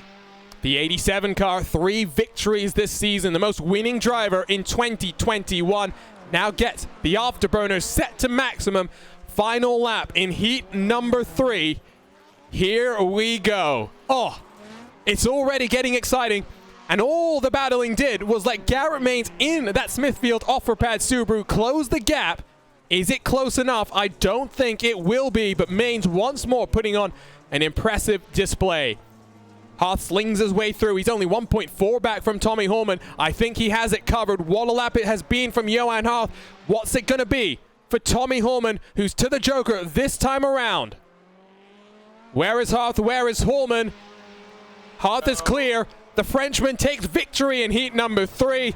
Dramatic to the line. Tommy Holman advances with him. But it's Johan Harth that has grid position to help out his teammate John Robertson in the championship showdown presented by Yokohama Tires. 6/10 the gap. It was a monster lap from Johan Harth. Tommy Holman unable to respond. Garrett Maines, Quintin Del Olmo, Marcus Matamoros, Josh Fox, Tony Latin Mackie, all heading to the last chance qualifiers as we get gridded up for the final heat race of the season. Here's a look at the Yokohama starting grid, where the championship leader will start on pole, alongside the youngest driver in the field, Jarno Leskinen, along with Atu Hakoleto.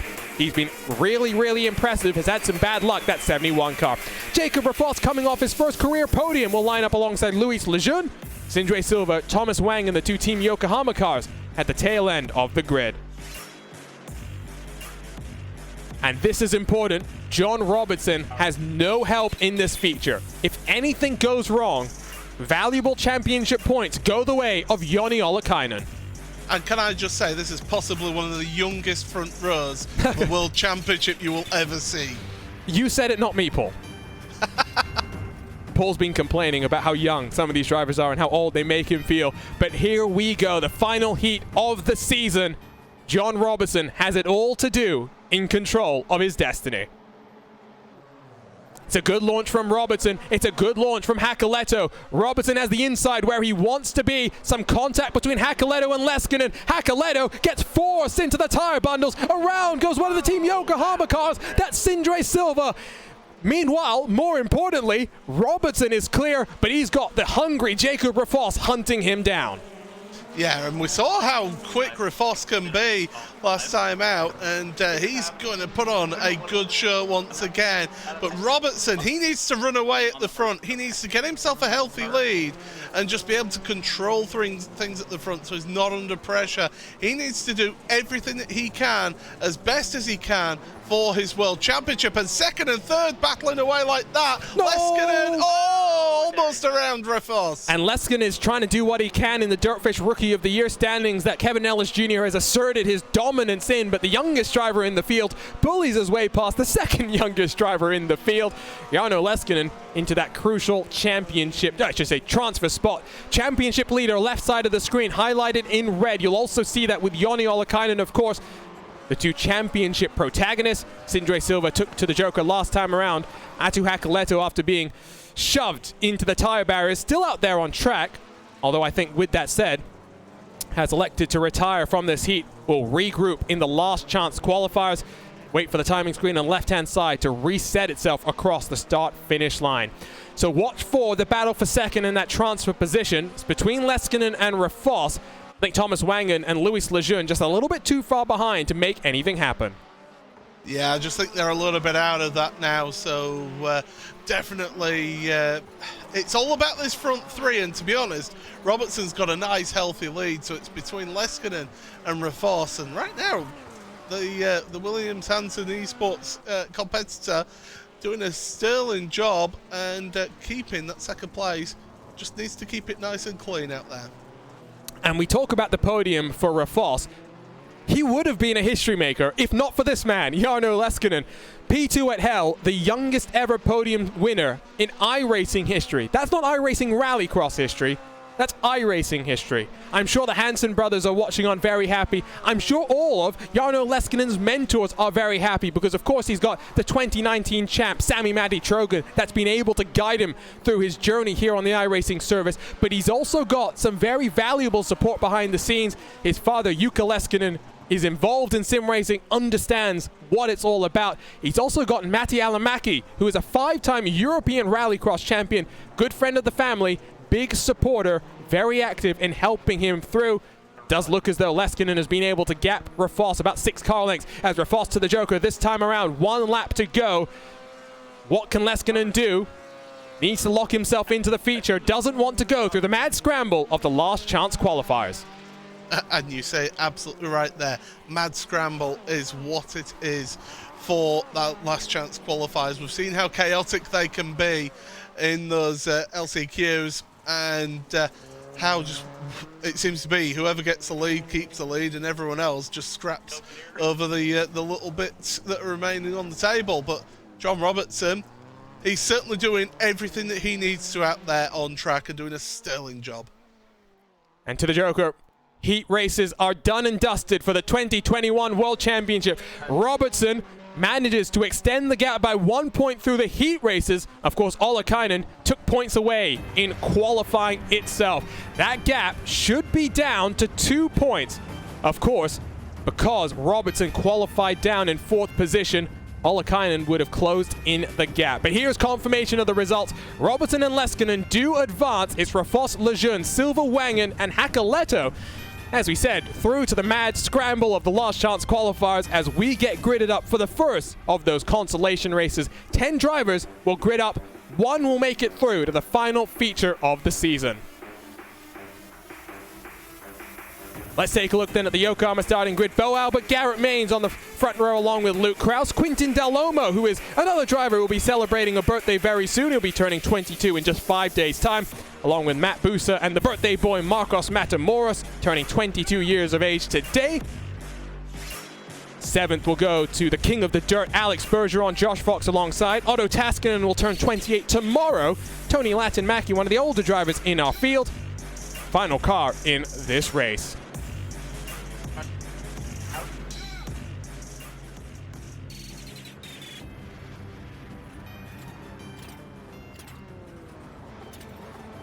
Ready to go then. 5 laps on the board. Last chance qualifier ready to rumble. And away we go. It's a good launch from everybody. 3 wide, 3 deep as they come down into turn 1. I think Alex Bergeron has been tipped around through Heartburn turn. Just about hangs on to it. But side by side, Bo Albert, Garrett Maines squabble for the race lead. Here comes Quintin Dalomo. Gets past 1, gets past 2. Elbows out racing to close things off as there's chaos in the background. Yeah, there's absolute carnage in the background, but forget about that. This is the first of the 2 last chance qualifiers. This is the opportunity of getting yourself into that feature race, and around goes Dalomo. Oh, well, he's going to be distraught, but he did get to the lead with some pretty aggressive driving, so I think Bo Albert will be somewhat happy. Wait for the left side of your screen to update. Bo Albert is in the lead. Matt Buser has taken it down onto pit road. Season done for the U.S. Air Force Ed Carpenter Racing number 20 machine across the start-finish line, down the hill through the double right-hander. Garrett Maines hunting down Bo Albert. 2 drivers not on the best of terms, let's put it that way. Yeah, it all stems back to Brands Hatch, doesn't it? When turn number 1 happened between the two of them. And yeah, they won't forget. Long memories of rallycross drivers, and they will have that in the back of their minds. But Bo, it's safe to say he's had an absolute stinker of a season. He'll be happy with me saying that. But he wants to finish off on a high, and getting into that feature race for the finale would be at least a little bit of a consolation for his season. Yeah, it's pretty crazy to think that for Bo Albert, one feature this season, and that came back at Atlanta when he finished in 10th. For a driver that had top 10 aspirations over the season, that's not the season you want. And he's been pretty candid on social media as to how frustrated he's been with the way that his luck has gone. And Paul, you said that maybe he needed to get a little bit more aggressive, but when he did get aggressive, it cost his teammate. Yeah, that's the thing. You know, it's all well and good fighting and trying to stand your own ground, but when you've got your teammate involved in that, that is not ideal, that's for sure. But right now, he's out front. He's got I would say comfortable lead, but it's never comfortable in rallycross, is it? That's for sure, especially not in a last chance qualifier. Garrett Maines, though, in second place. I mean, he can be... Again, there's a few of these drivers who will be maybe thinking, what if? You know, what if I hadn't had this happen or that happen? And I think we've seen that throughout these last chance qualifiers for those who've been having to fight their way through. But that's not how rallycross works, right? But it's just such a... I don't want to say luck of the draw, but you get lucky sometimes. Someone else will lose out, and it will be returned at another point. As onto the final lap of the season for some of these drivers. No jokers taken at the front. Does look as though Bo Albert, comfortable and in control, will advance to just his second feature of the season. But that's how rallycross works, right, Paul? Contact sport, cage match on wheels. Sometimes it goes your way, sometimes it doesn't. Yeah, certainly, and yeah, we've been using that analogy all the way through the season. Sometimes it's gone a little bit more bare-knuckle boxing rather than cage match on wheels, but certainly these drivers, you know, they've been aggressive. A lot of these drivers will be happy to see the end of this season. That definitely includes Bo Albert, but to the Joker, peel off the top 4 cars. At least one thing has gone right to close off the 2021 campaign. Bo Albert wins the first of the last chance qualifiers. He'll line up in 9th position then in our final race of the 2021 season. The rest of the drivers dust themselves off and look forward to what the rest of the year and what 2022 will hold in store for them. Here's a look at your race results. Bo Albert almost 2 seconds clear, really stretched his legs after the opening couple of laps and some bumper banging to start things off. Garrett Maines, Luke Krause, Marcos Matamoros, Tony Latin-Mackie, Alex Bergeron, Otto Taskinen, Quintin Del Lomo, Josh Fox, Matt Busa wave on goodbye for 2021. Of course, happy birthday for Marcos Matamoros, Otto Taskinen, and Quintin Del Lomo. Here's a look at the grid then for last chance qualifier number 2. Killian Del Lomo has impressed on occasion, but he'll be alongside the always quick and always hungry Jacob Raffos, Tommi Nukarainen on the outside of the front row. Luis Lejeune will line up alongside Rasmus Tuominen with some real-world rallycross to his name, has flipped a Super 1600 car, if that counts, as experienced Sindre Silva in 6th, along with Johannes Vahanen, the second of the Team Yokohama cars. Thomas Wangen down in 8th position. Luis Nunes, Atu Hakaleto, the 10 cars ready to go. Remember, for Luis Nunes, was trying to fight for Dirtfish Rookie of the Year, just a little bit too far back at this point. Looks like that's going to Kevin Ellis Jr. But for one final time, 9 drivers on the grid and ready to launch themselves here in rallycross action at the Charlotte Motor Speedway.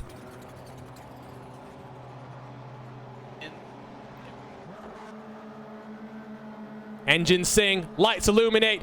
Did the 21 of Lejeune get a jump start, or did he time it to perfection? He's in the lead in the Sonax Ed Carpenter Racing Subaru. Behind him, Del Lomo side by side with Jacob Raffos. There was a car that peeled its way into the tire barrier at Heartburn turn. Raffos gets ping-ponged across the walls, almost takes out Tuominen. Oh, and one of the Team Yokohamas goes around. Yeah, it was Thomas Wangen, I think it was, who went around. Yours Fahan was the one who went off at turn 1, and Luis Nunes now is the latest of the cars to have issues further back. Well, the one who's singing at the front is Louis Lejeune.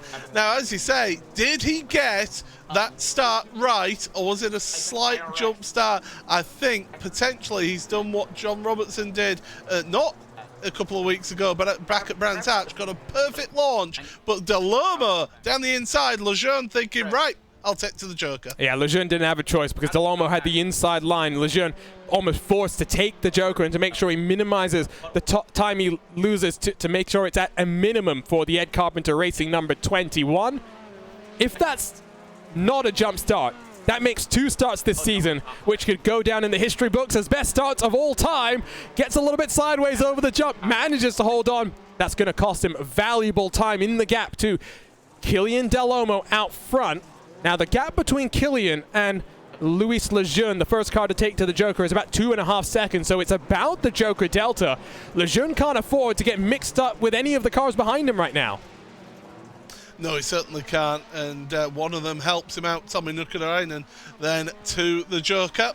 So Lejeune is released and doesn't have that pressure from behind. Your top 3 yet to go to the Joker. And, well, it's 2 Set Esports drivers out at the front of this one of Killian Delomo and Rasmus Toivonen. But right now, Delomo, he needs to push hard and try and keep that gap, and I think he's actually extended that gap just a little bit over Lejeune. Rasmus Toivonen is going to be a bit frustrated with how the 2021 season has gone for him. He was the golden pineapple, as he called it, out of 2020. That means he finished in 11th, the first car out of the prize-paying positions, the first car that in effect got nothing for all of the hard work he did. He finished his military service. In fact, he missed some races last year and had practice derailed because of his military service, was confident coming into this one, but it's been a season where best finisher 4th at Phoenix, missed out on the feature at the Atlanta Motor Speedway. Other than that, mired in the back half of the top 10, didn't even start at Sonoma 7 days ago. Looks like his season is going to go out with a whimper here today, because rule number 1 of racing, don't hit your teammate. I think Killian Delomo would be pretty frustrated if these two came together. Either car going to the Joker this time around. Tuominen has to cover for Jacob Rafals, who went down last time. That means Killian Delomo will take the white flag. 1 more lap to go. Delomo still yet to Joker. Looks as though Tuominen has held in front of Jacob Rafals. Left side of the screen, you can see, lit up for everyone except Killian Delomo, who will take the Joker this time around and advance his way into the final race of the season. And look at how much those little mistakes that Lejeune made earlier on after his Joker. He's dropped down to 4th place in this race when he led on lap 1. And we'll find out in a couple of moments' time if it was the start of his lifetime or if iRacing has dinged him with an automatic penalty. That's the automated race control system for you. But Delomo to the Joker this time around, as Tuominen and Rafals squabbling for scraps. But it will be Killian Delomo that wins the second of the last chance qualifiers. He'll line up in the 10th and final starting position for our final feature race of the season here in our Yokohama Championship Showdown. Some star points on offer for the drivers finishing up their season across the line. They'll wave goodbye to us and regroup and rebound at home. Here's confirmation of the results. Killian Delomo, the Frenchman, goes on through. Tuominen, Rafals, Lejeune, Hakoleto, Nukkarainen, Nunes, Wangen, Silva, and Vahanen are done in 2021. Well, it comes down to this. 10 final laps here at the Charlotte Motor Speedway in our Yokohama Championship Showdown. The championship gap is 4 points. Will it be John Robertson? Will it be Joni Ollikainen? Well, don't go anywhere on the iRacing Esports Network. We'll find out, next as we come back for feature racing action.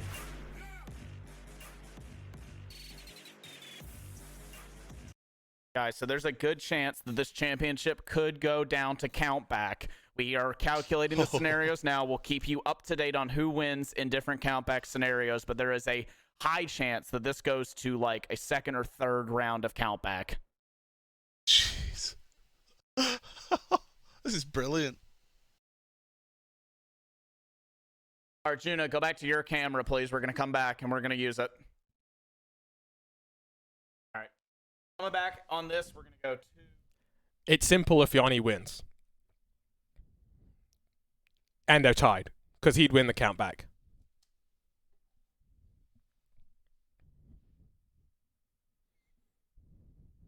Copy. Copy. All right, guys, mics are going hot.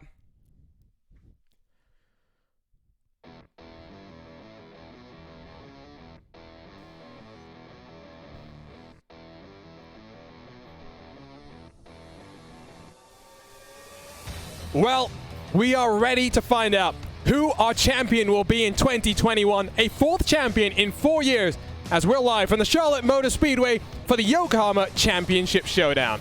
There's one thing that separates first place from the rest of the pack: the finish line. High-performance, race-inspired Yokohama Advan tires give you the drive to win. Discover Advan at yokohamatire.com. My name is Arjuna Kangipati, delighted to be alongside Paul Smith as we get ready for a championship battle for the ages. We were talking in that break, Paul.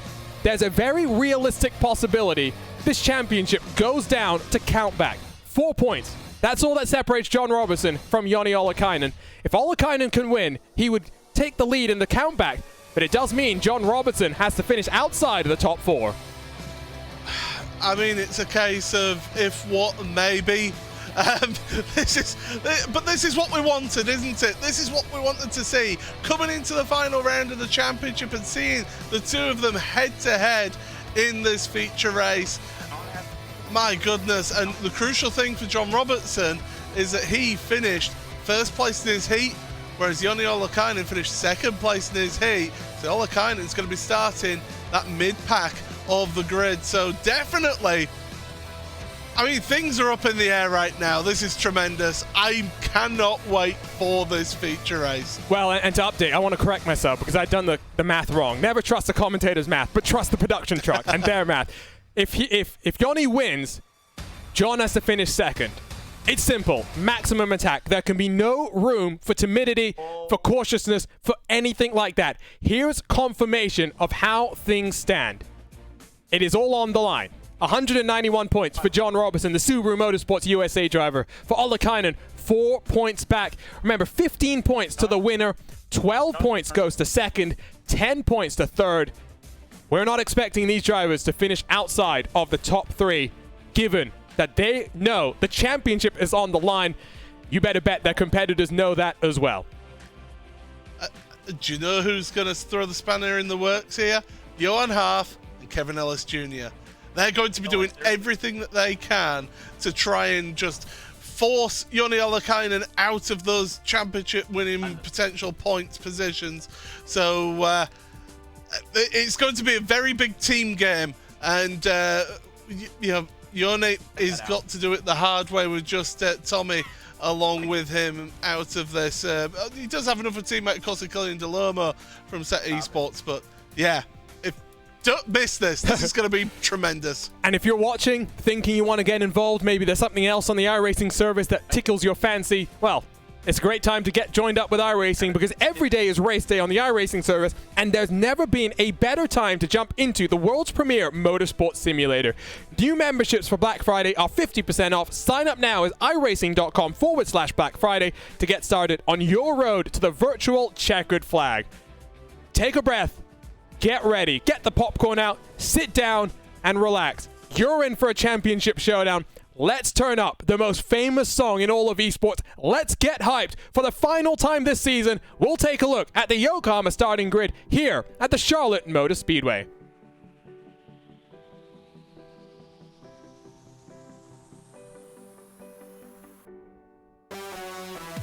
Kevin Ellis Jr. will lead us to the green flag for the first time in his rallycross career. He'll be alongside Vicente Salas and the defending champion, the outgoing champion, Johan Harf. The championship protagonists will be alongside one another.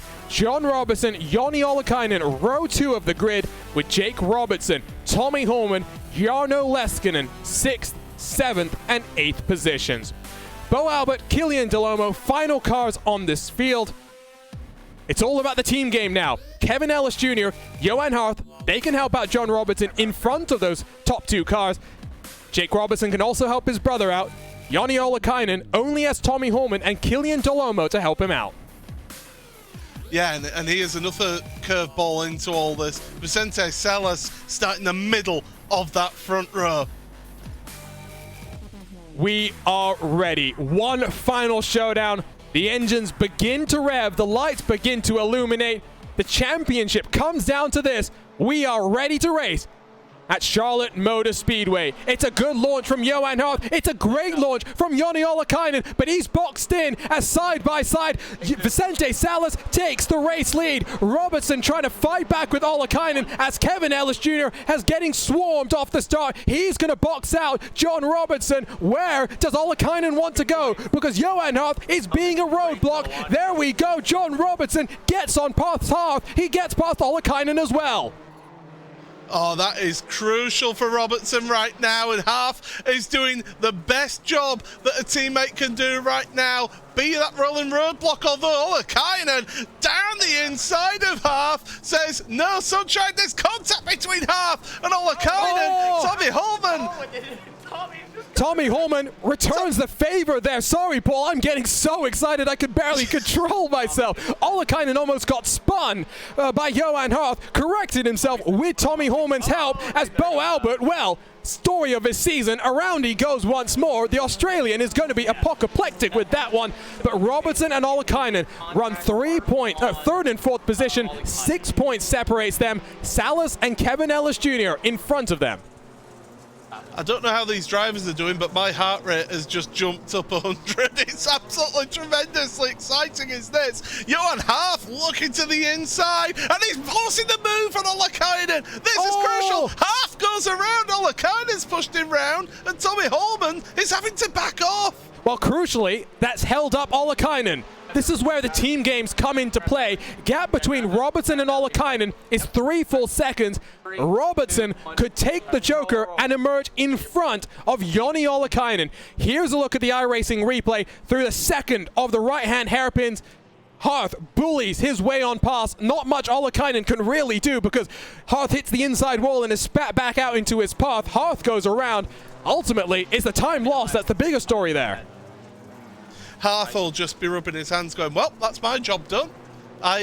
He's done exactly what he needed to do right there. You could call it a professional foul all you want, but the thing here is that Ollikainen has got, well, Kevin Ellis Jr., who crucially has just gone through the Joker lap here. He's got Vicente Salas in front as well, and more crucially, John Robertson, highlighted in red, second place at the moment on the road.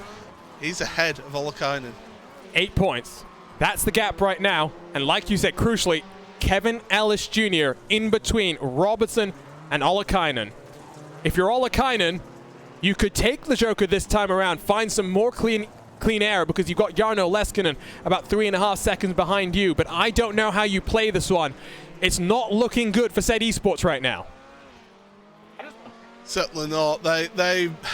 They found themselves in that tricky position further down the grid, and they're always fighting an uphill battle here, but never say never with this team. They will fight all the way to the bitter end, but as we get closer to the halfway point of this race, you have to say that John Robertson right now, he's just got to keep his focus here. He's just got to keep calm, keep that blood pressure down, and you can see that face. There's no emotion on that face. He knows that he's just got to keep going forward, keep pushing forward. There's no emotion now, but I tell you, if we cross the line and Robertson becomes a world champion, it will be relief, it will be excitement, it's going to be a smorgasbord of emotions. It does look as though Ollikainen is jokering this time around. I think that's a good call. It will release himself from Ellis Jr. in front, maybe playing some mental mind games, and now he's got to push. He's got to get the pedal to the metal. He has to close the gap to John Robertson to about 2.6 seconds. Easier said than done. While we focus on the championship, though, Paul, let's not discredit the job that Vicente Salas has done in 2021 to improve from what was a torrid 2020 where he really was a pinball in the VW Beetle. He's joined up with Elliott Sadler Esports. He switched to the Subaru. He's looking on course to take his first victory in his rallycross career. Yeah, and he has done a superb job as Vicente. He deserves the plaudits. It's almost a bit of a crime that we're having to focus so much on the championship protagonists because of how he's driving. He's doing a sterling job at the front there. And, well, the California native, he's not had the best of times out there in the feature races and did not even reach some of the feature races, but recently has really picked up that pace. Something in the water in Temecula, California, because, well, there's a certain Coanda SimSport driver. You might know him. He's called Mitchell DeYoung. He also originates from Temecula, California, of course, our inaugural iRacing Rallycross World Champion. Elected to revoke his license to focus on the eNASCAR iRacing Coca-Cola Series for 2021. Maybe we'll see him back in action in 2022. Over the jump, 3 laps to go. Robertson holds his destiny in his hands. He is 6 seconds clear of Joni Ollikainen. Yeah, and that is crucial. I mean, yeah, you talk about 6 seconds. John Robertson, as I said, he's just keeping it clean, keeping it safe. Can't afford to get involved in any walls, any shenanigans, and he's kept his nose clean throughout this race. And he's done a sterling job. He's yet to take that Joker lap, of course. He'll probably take it on the penultimate lap or indeed the last lap of this race. He will cycle behind Kevin Ellis Jr. Tommy Holman will cycle behind his teammate Joni Ollikainen, but that's academic at this point. It's going to be Robertson that is world champion if he can hold on with 1.5 laps to go. Redemption for last year, where we came in to the championship showdown in this exact same scenario, missed out on the feature race, and had to watch from the sidelines as Johan Hart became world champion. That Robertson household, well, it's going to be a fun party, I have no doubt, to close off this 2021 season. Yeah, and Jake, his brother as well, out there on track, currently in 8th place. He'll be delighted for his brother as well. It'll be certainly be well, maybe not the champagne, but certainly some beverages will be flowing tonight. That is for sure. Kevin Ellis Jr. is actually getting closer to John here, but he won't challenge him because, of course, both himself, Robertson, and Salas have to take to the Joker lap. It's been an incredible ride in 2021. It's been Subaru Motorsports USA versus Set Esports right off the bat. 12 months ago, it was heartbreak for John Robertson, watching on as the championship was ripped from his clutches. But he's been consistent to bounce back in 2021, 2 victories, and finally an iRacing world champion. Drink it in, John Robertson, and welcome to the champion circle.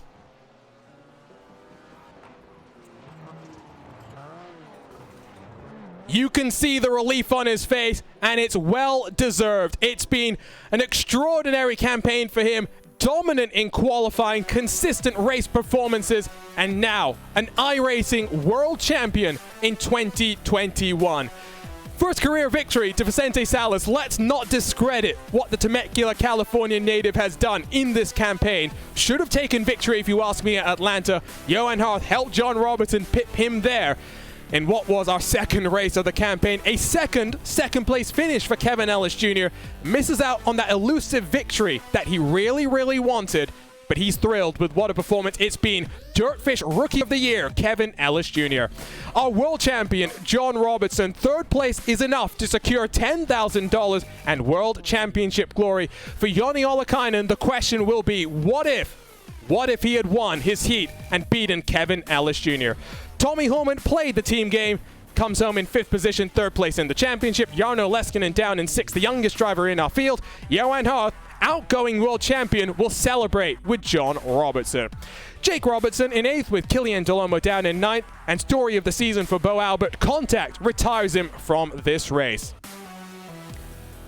The celebrations are ongoing at America's home for racing. John Robertson is your 2021 iRacing Rallycross World Champion.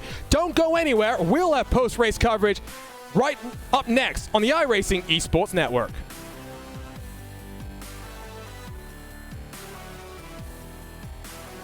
There we go.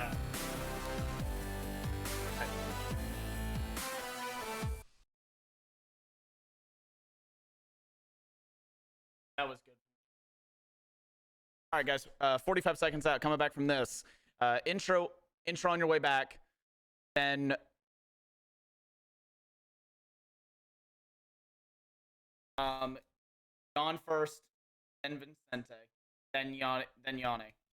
Jan Order as they run. Jan, Vicente, Yanni last. That's how we're taking it. Now we're going to skip. You guys want to take second in the race or second in the championship? Yes, Jan.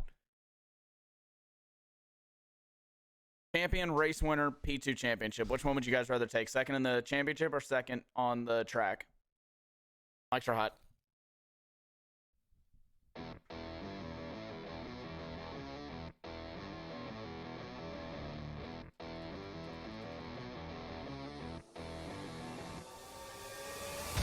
Well, it came down to the wire, but John Robertson is your 2021 iRacing Rallycross World Champion. Back-to-back for the Apex Racing team. It was with Team Yokohama last year as Johan Hart became the champion. This time, it's John Robertson for Subaru Motorsports USA. My name is Arjuna Kankipati, still trying to catch my breath alongside Paul Smith as we drink it in.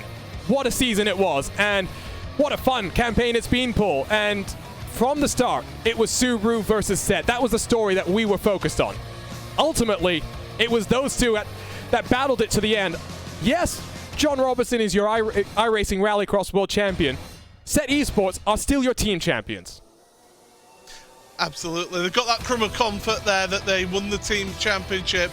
So definitely a good day for them, though, still to be a champion in some form or other. But for Joni Olakainen, he'll be disappointed that he hasn't won the individual, the Drivers' Championship here today. But you have to say, it's been a tremendous drive all season from John Robertson in that Subaru Motorsports USA outfit, and he's done a tremendous job to overcome the demons of last season. When I spoke to him a couple of days ago, he had put forth those demons in his mind, put them on the back burner. It was about making sure he controlled his destiny. No being passive, it was about aggressiveness, making sure he was dominant today, and third place enough to secure him the 2021 iRacing Rallycross World Championship. We have your world champion standing by now. John, take a deep breath, take a sigh of relief. Talk to us about how excited you are now. Oh, it's crazy. We've been working towards this for 4 years now. For it to be that close as well. Yeah, that whole race, my heart was just pounding. Yeah, I'm so glad to get it done. And I'm sure you and your brother are going to celebrate. You guys race rooms apart now, and I'm sure the entire family will join in. But talk to us more about how you and the Apex Racing team are going to celebrate this. Of course, brand new facility coming into play. You'll be opening that up in a couple of months' time. You'll be moving in there for at least the first couple of months. What does this mean for the team? Because last year it was Johan, this year it was you. I mean, I'm sure you guys are thrilled. Yeah, I mean, obviously first I need to thank Kev, Johan, Jake for all the help this year. George as well for spotting every race. He's been great. And then obviously our partners as well. We've got SDK Gaming, Simputers, Virtual Racing School, and then obviously Subaru as well, who we've been driving for. But yeah, like you said, got the new facility. I'm sure once we get moved in, we're going to have a few parties celebrating. Yeah, really looking forward to that. And for those who are worried, John lives in the UK. Legal age is 18 there, so he can enjoy the champagne in full swing after this one. What's it like, though, John, now for the rest of the year? You've got this in the bag. We were talking a couple of days ago about what the rest of the year holds for you. Apex is great with you, right? You do so many things with them, and they help support you. You work behind the scenes with them on some of their business lines. They're helping you to get a university degree as well. I mean, how grateful are you to Apex? And I'm sure for Alex Simpson, he's thrilled to have someone like you part of his team and part of his outfit. Yeah, it's awesome to have so many opportunities with them. I mean, I think the first thing I'm going to do is have a rest. Just not going to do anything for a while, but certainly got some things planned in the near future, so we'll just see how they turn out. Well, John, drink it in. I mean, really, we could see you were tense in those closing stages and the look of relief across the line. You've deserved it. Last year, it could have been yours if things had gone your way. This year, it is yours. iRacing World Champion. Drink it in. Thank you. That is your world champion, John Robertson. I'm sure those words are never going to feel old for the Brit, but First victory does go to Vicente Salas, who has been ultra impressive in 2021. Most improved driver. That will give him a bonus reward from our sponsors at Yokohama. Paul Smith is standing by with race winner in the final race of the campaign. Well, I mean, that's one way to finish off the season, isn't it? That's a tremendous job from you here today. Yeah, it was so crazy. You know, this whole season we have put so much effort into these cars every single week. And, you know, with Coke ending, it really gave me the chance to put full focus into this series and really give it my all. And I couldn't have done any of this without Jarrett Lieber. I mean, every single week he was there running laps with me, and we put hours and hours into these sets. So really appreciate him, and I'm glad we were finally able to put it together. Well, that's it. Of course, you did have a really fast car a couple of times this season. It didn't always quite work out for you, but today you've just looked like you've just had something there, something in the water, Arjuna said in the commentary. It seemed to go really well today for you. Yes, we brought the same car we had here for pro qualifiers, and I feel like we brought something really, really good here a couple months ago. So we already had a really good base to start off, you know. And after what happened at Atlanta Long, you know, the heartbreak of losing the lead on the final lap, it really pushed me and Jarrett both to, you know, try even harder and put even more effort into it to finally, you know, cap it off like this. So I'm really excited. And you talked about it. It is such an intense season as this, with you having to finish off your commitments with the NASCAR Coca-Cola iRacing Series as well. How hard was it being able to juggle those two to start with?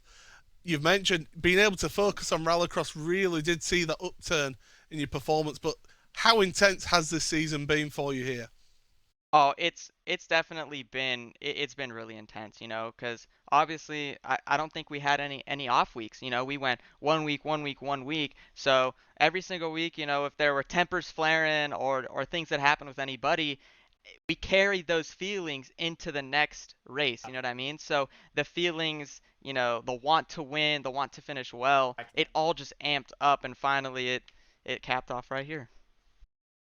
Well, Vicente, congratulations on getting yourself a race win here at the end of the season. What a way to cap off 2021. Yes, 100%. And if I could real quick thank Jarrett Liebert, JDR Graphics for the scheme, Miramar Financial, my mom, my dad, God for putting me in this position, and, you know, just every single person that supports me. I couldn't do it without y'all, and I'm excited for the future. Thank you very much, Vicente. Thank you. And in what was a blockbuster day for the Apex Racing team, for Rahal Lanigan Esport driver of Kevin Ellis Jr., a second podium to close off his debut iRX campaign. Kevo, I'm sure you're happy, but I'm sure you're more happy for your teammate. Sum up this 2021 year for you, though. First, the Porsche Tag Heuer Esports Super Cup and race victory there. You didn't quite get the victory that I know you wanted here in Rallycross. You came mighty close a couple of times. Yeah, obviously this year's been super strong. We started out the year really, really well with obviously, as you mentioned, Tag Heuer Esports Super Cup getting the win at round one. Then that was an absolute fairy tale weekend, and then to win Carrera Cup GB the very next day as well, and have the championship lead in both championships was just amazing. Then obviously got through the Porsche season. Thought I'd give Rallycross a go, and yeah, I mean to step away from this season with P5 is you know, it's an absolutely monumental effort. All the guys at Rahal, Letterman, Lanigan, at Apex, you know, Johan, John, Jake, they all got me up to speed this season, and you know, allowed me to secure Rookie of the Year, which is amazing. Obviously, as you mentioned, John won the championship. It's an absolute dream. I know plenty of people aren't happy about the result, but for us, that makes it sweeter. So yeah, their loss. And as the Rookie of the Year, you have a 3-day Dirtfish Rallycross up for grabs. When are you going to come stateside and get that one done? Of course, you've got some big things coming up on the horizon. You're one of the 4 drivers that will be moving into that Apex team facility and living there full-time, focusing full-time on sim racing for 2022. Yeah, obviously that's a massive project that we've been working on we've had it in our vision for years, and over the last sort of 12 months or so, we've really managed to get things going. And as you mentioned, it's I'm going to be one of the lucky 4 to be in there, and obviously to walk in as iRX champions is going to be a nice little introduction to the place. Hopefully the guys in the Force Dynamics IR1 championship can get it done tomorrow as well, and we can win 2 championships in 2 days. That would be an amazing way to start off the facility. And the sim center and everything else, but you know, when it comes to coming over to do the Rallycross experience, I'll need to have a quick look at the schedule. Obviously, start of next year is pretty busy, so it would take a little bit of planning in advance. It's going to be a long trip as well, so But yeah, we'll do our best to get over there as soon as possible and hopefully get a good bit of content and have some fun. And let's talk about next year, right? Because it's right on the horizon. Crazy to think that 2021 is coming to an end and the 2022 Porsche Tag Heuer Esports Super Cup is ready to get underway. It's going to be the start of February when you go racing. New car. How's it going for you? I'm sure now that this is over, you can actually start focusing on that Porsche 911 992 Cup car.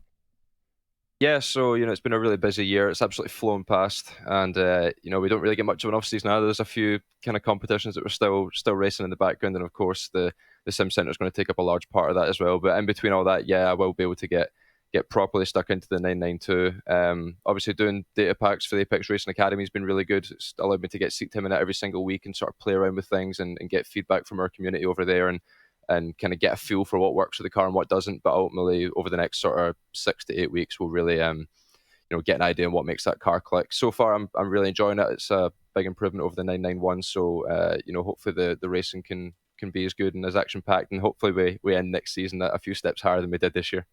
Well, high expectations, but that's what Apex is all about, isn't it? Congratulations on the season, Kevo. I know you're stepping away from Rallycross after this, so good way to close things out for you and great way for Apex to close off 2021. Hopefully another championship coming your way tomorrow. Fingers crossed, guys. Thanks very much. Just want to give a big shout out to all Apex Racing Team guys, RLL, all of our backers and everything else. Congrats to Vicente as well on the win, and of course John in the championship. So thanks for all the work this season, guys. We'll catch you soon. And that is our final interview of today's action, and for the drivers, final interview on the season as well, Paul. But before we start to wrap things up and close things out for 2021, I'm still just buzzing for John Roberts, and I'm sure Yanni is going to be heartbroken, and rightfully so. It was down to the wire, and ultimately didn't even get a chance to really fight it out wheel to wheel with John. But that's the way Rallycross goes. That's what we were talking about earlier today. Well, and that's it. You have to look back to that first heat race, don't you? How that panned out and the way that you only ended up finishing in second place. That lined him up in the middle of the pack for this feature race here at the end of the day. That sets you up. You get in that mid-pack, it becomes a lottery. It is so difficult and so hard to fight your way through and to try and jump over John Robertson there, especially when he had so many people looking out for his back. Well, I tell you what, before we say goodbye to you all here on the iRacing Esports Network, let's take the time to dial up series director Chris Leone and get a indication from him on how happy he has been with how the season's gone on. No background there, Chris. We do have your, of course, sponsor promotions. You've got the shirt, you've got the hat. How excited are you with finally being done and having a Wednesday back to yourself? Not free, but back to yourself. Well, we'll see how long that lasts, won't we, Arjuna? First of all, I want to say thank you to everybody. Obviously, our friends at Yokohama, our presenting sponsor and the title sponsor of this race at Charlotte. Our friends at Dirtfish for sponsoring Rookie of the Year and presenting last week at Sonoma. All of the teams who have worked with us. Certainly all of you guys, both in the booth and everybody on the production staff and everybody at iRacing for supporting all this over the past, definitely this season, but over the past few years. It has been a blast. And, we've certainly had a lot of fun along the way, but yeah, really excited about everything that's happened. Certainly congratulations to all the drivers for putting in a heck of a performance. And, to John, obviously got the monkey off his back from last year. So really cool to see that.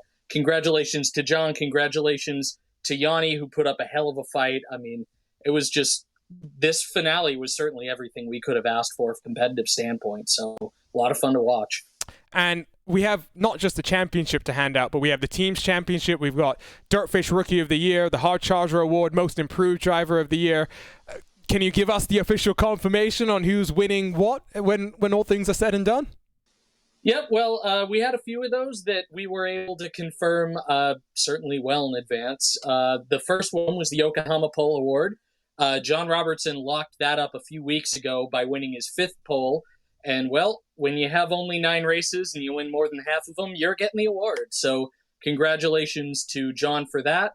Rookie of the Year, Kevin Ellis Jr. locking it up with Rahal, Letterman, Lanigan, and Apex, just with a terrific second-place finish today. And obviously, Kevin has been a top-tier driver in a number of different series, so cool stuff for Kevin. He joins Yanni Ollikainen as the two winners of that award, and Yanni obviously winning it last year, and that includes 3 days at Dirtfish, travel not included, but 3 days at Dirtfish. I have gone through that course myself and come out a much better driver on the other side. So that's probably one of the cooler prizes that I think we have.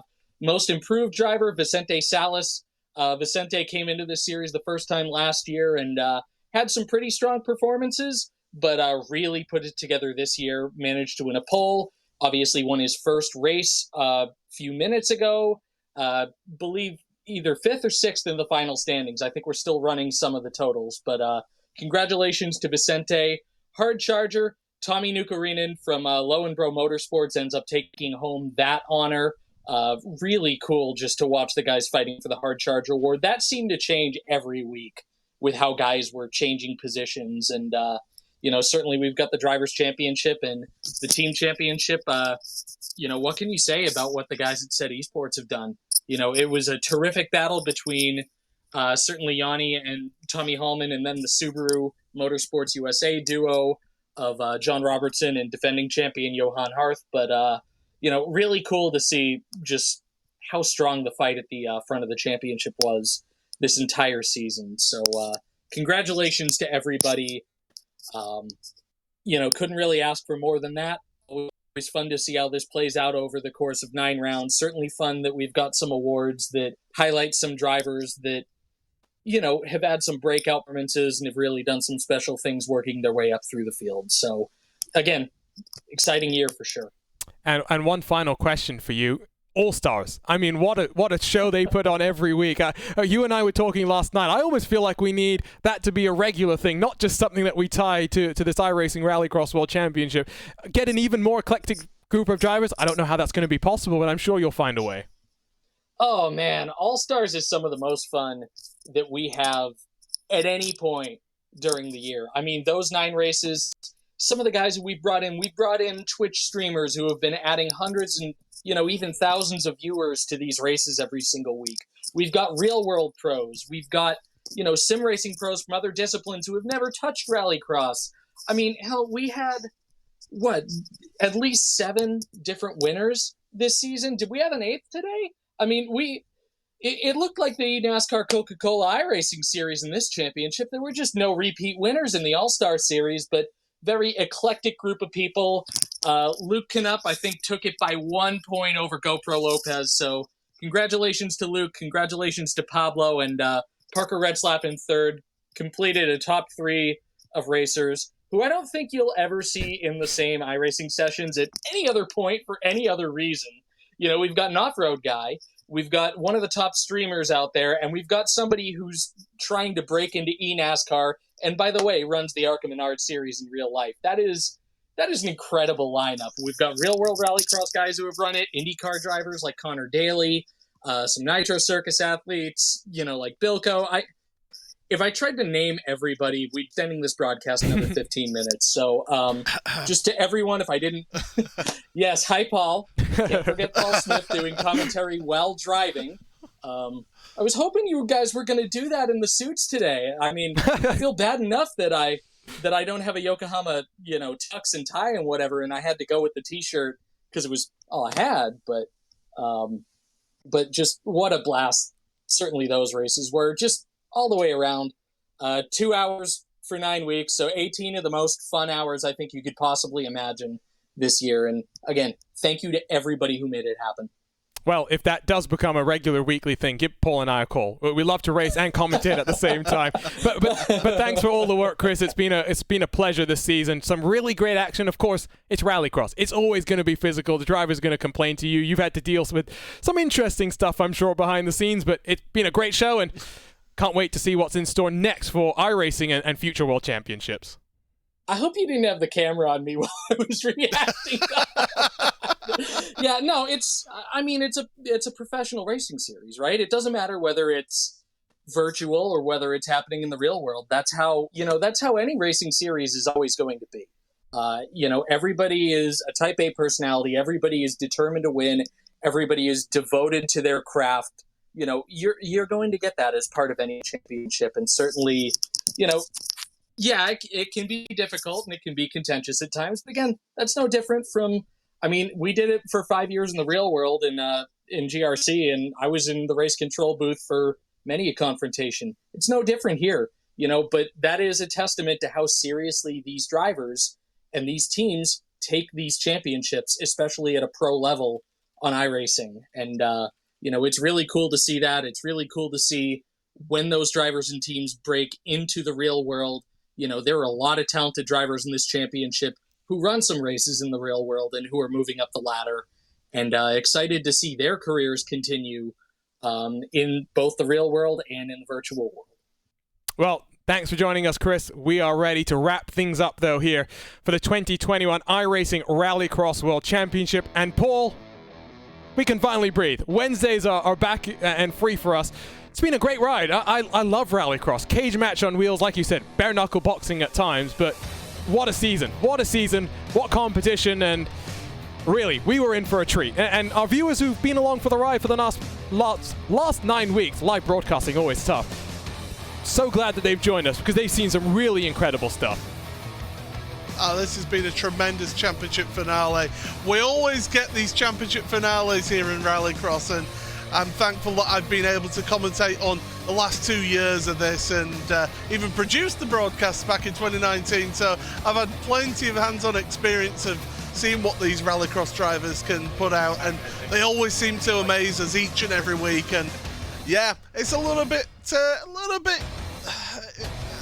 bittersweet, really, that we're having to end now, but it had to end at some point. And a little tip of the hat to John Robertson. Tremendous performance from him this year to take away the championship. Well, drivers can breathe now, right? Because Vicente Salas said it best. It's been helter-skelter, back-to-back, 9 weeks in a row. No time to rest, no time to look back on your mistakes. Got to keep fighting, got to keep pushing forward. That's what champions do. Ultimately, a champion was crowned. Who's your driver of the year then, Paul? You can't pick John Robertson. I'm going to make you pick someone different. I think Joni Onnakainen being able to put on a championship fight, to come back from being in LCQs a couple of times and being able to still get decent points. I think he showed a really tremendous fighting spirit out there. He did a very good job, and a little good mention to Kevin Ellis Jr. coming in from a different discipline into this and being able to compete at the top. Well, what a season it has been. But all good things must come to an end, and it's time to wrap up at America's home of racing with the 2021 iRacing Rallycross World Championship presented by Yokohama officially in the books. The hunt for World Championship glory continues tomorrow on the iRacing Esports Network as the Force Dynamics Dallara iRacing Grand Prix Championship heads to the Hungaro ring for its championship showdown, pitting Peter Berryman against Martin van Lozenord. Catch the action at 7 p.m. UTC or 2 p.m. Eastern. Until then, we'd like to thank you for joining us on the iRacing Esports Network for the last 9 weeks. On behalf of the entire team at iRacing, for the iRX competition team of Chris Leone, Travis Sollenberger, and Tyler Hudson, for our production team of Tyler Maxon, Ryan Bauer, Joshua Lee, Dougie Beard, for my co-commentator Paul Smith. My name is Arjuna Kankipati. The day belongs to John Robertson, $10,000 richer and etched into the iRacing history books. Your 2021 iRacing Rallycross World Champion.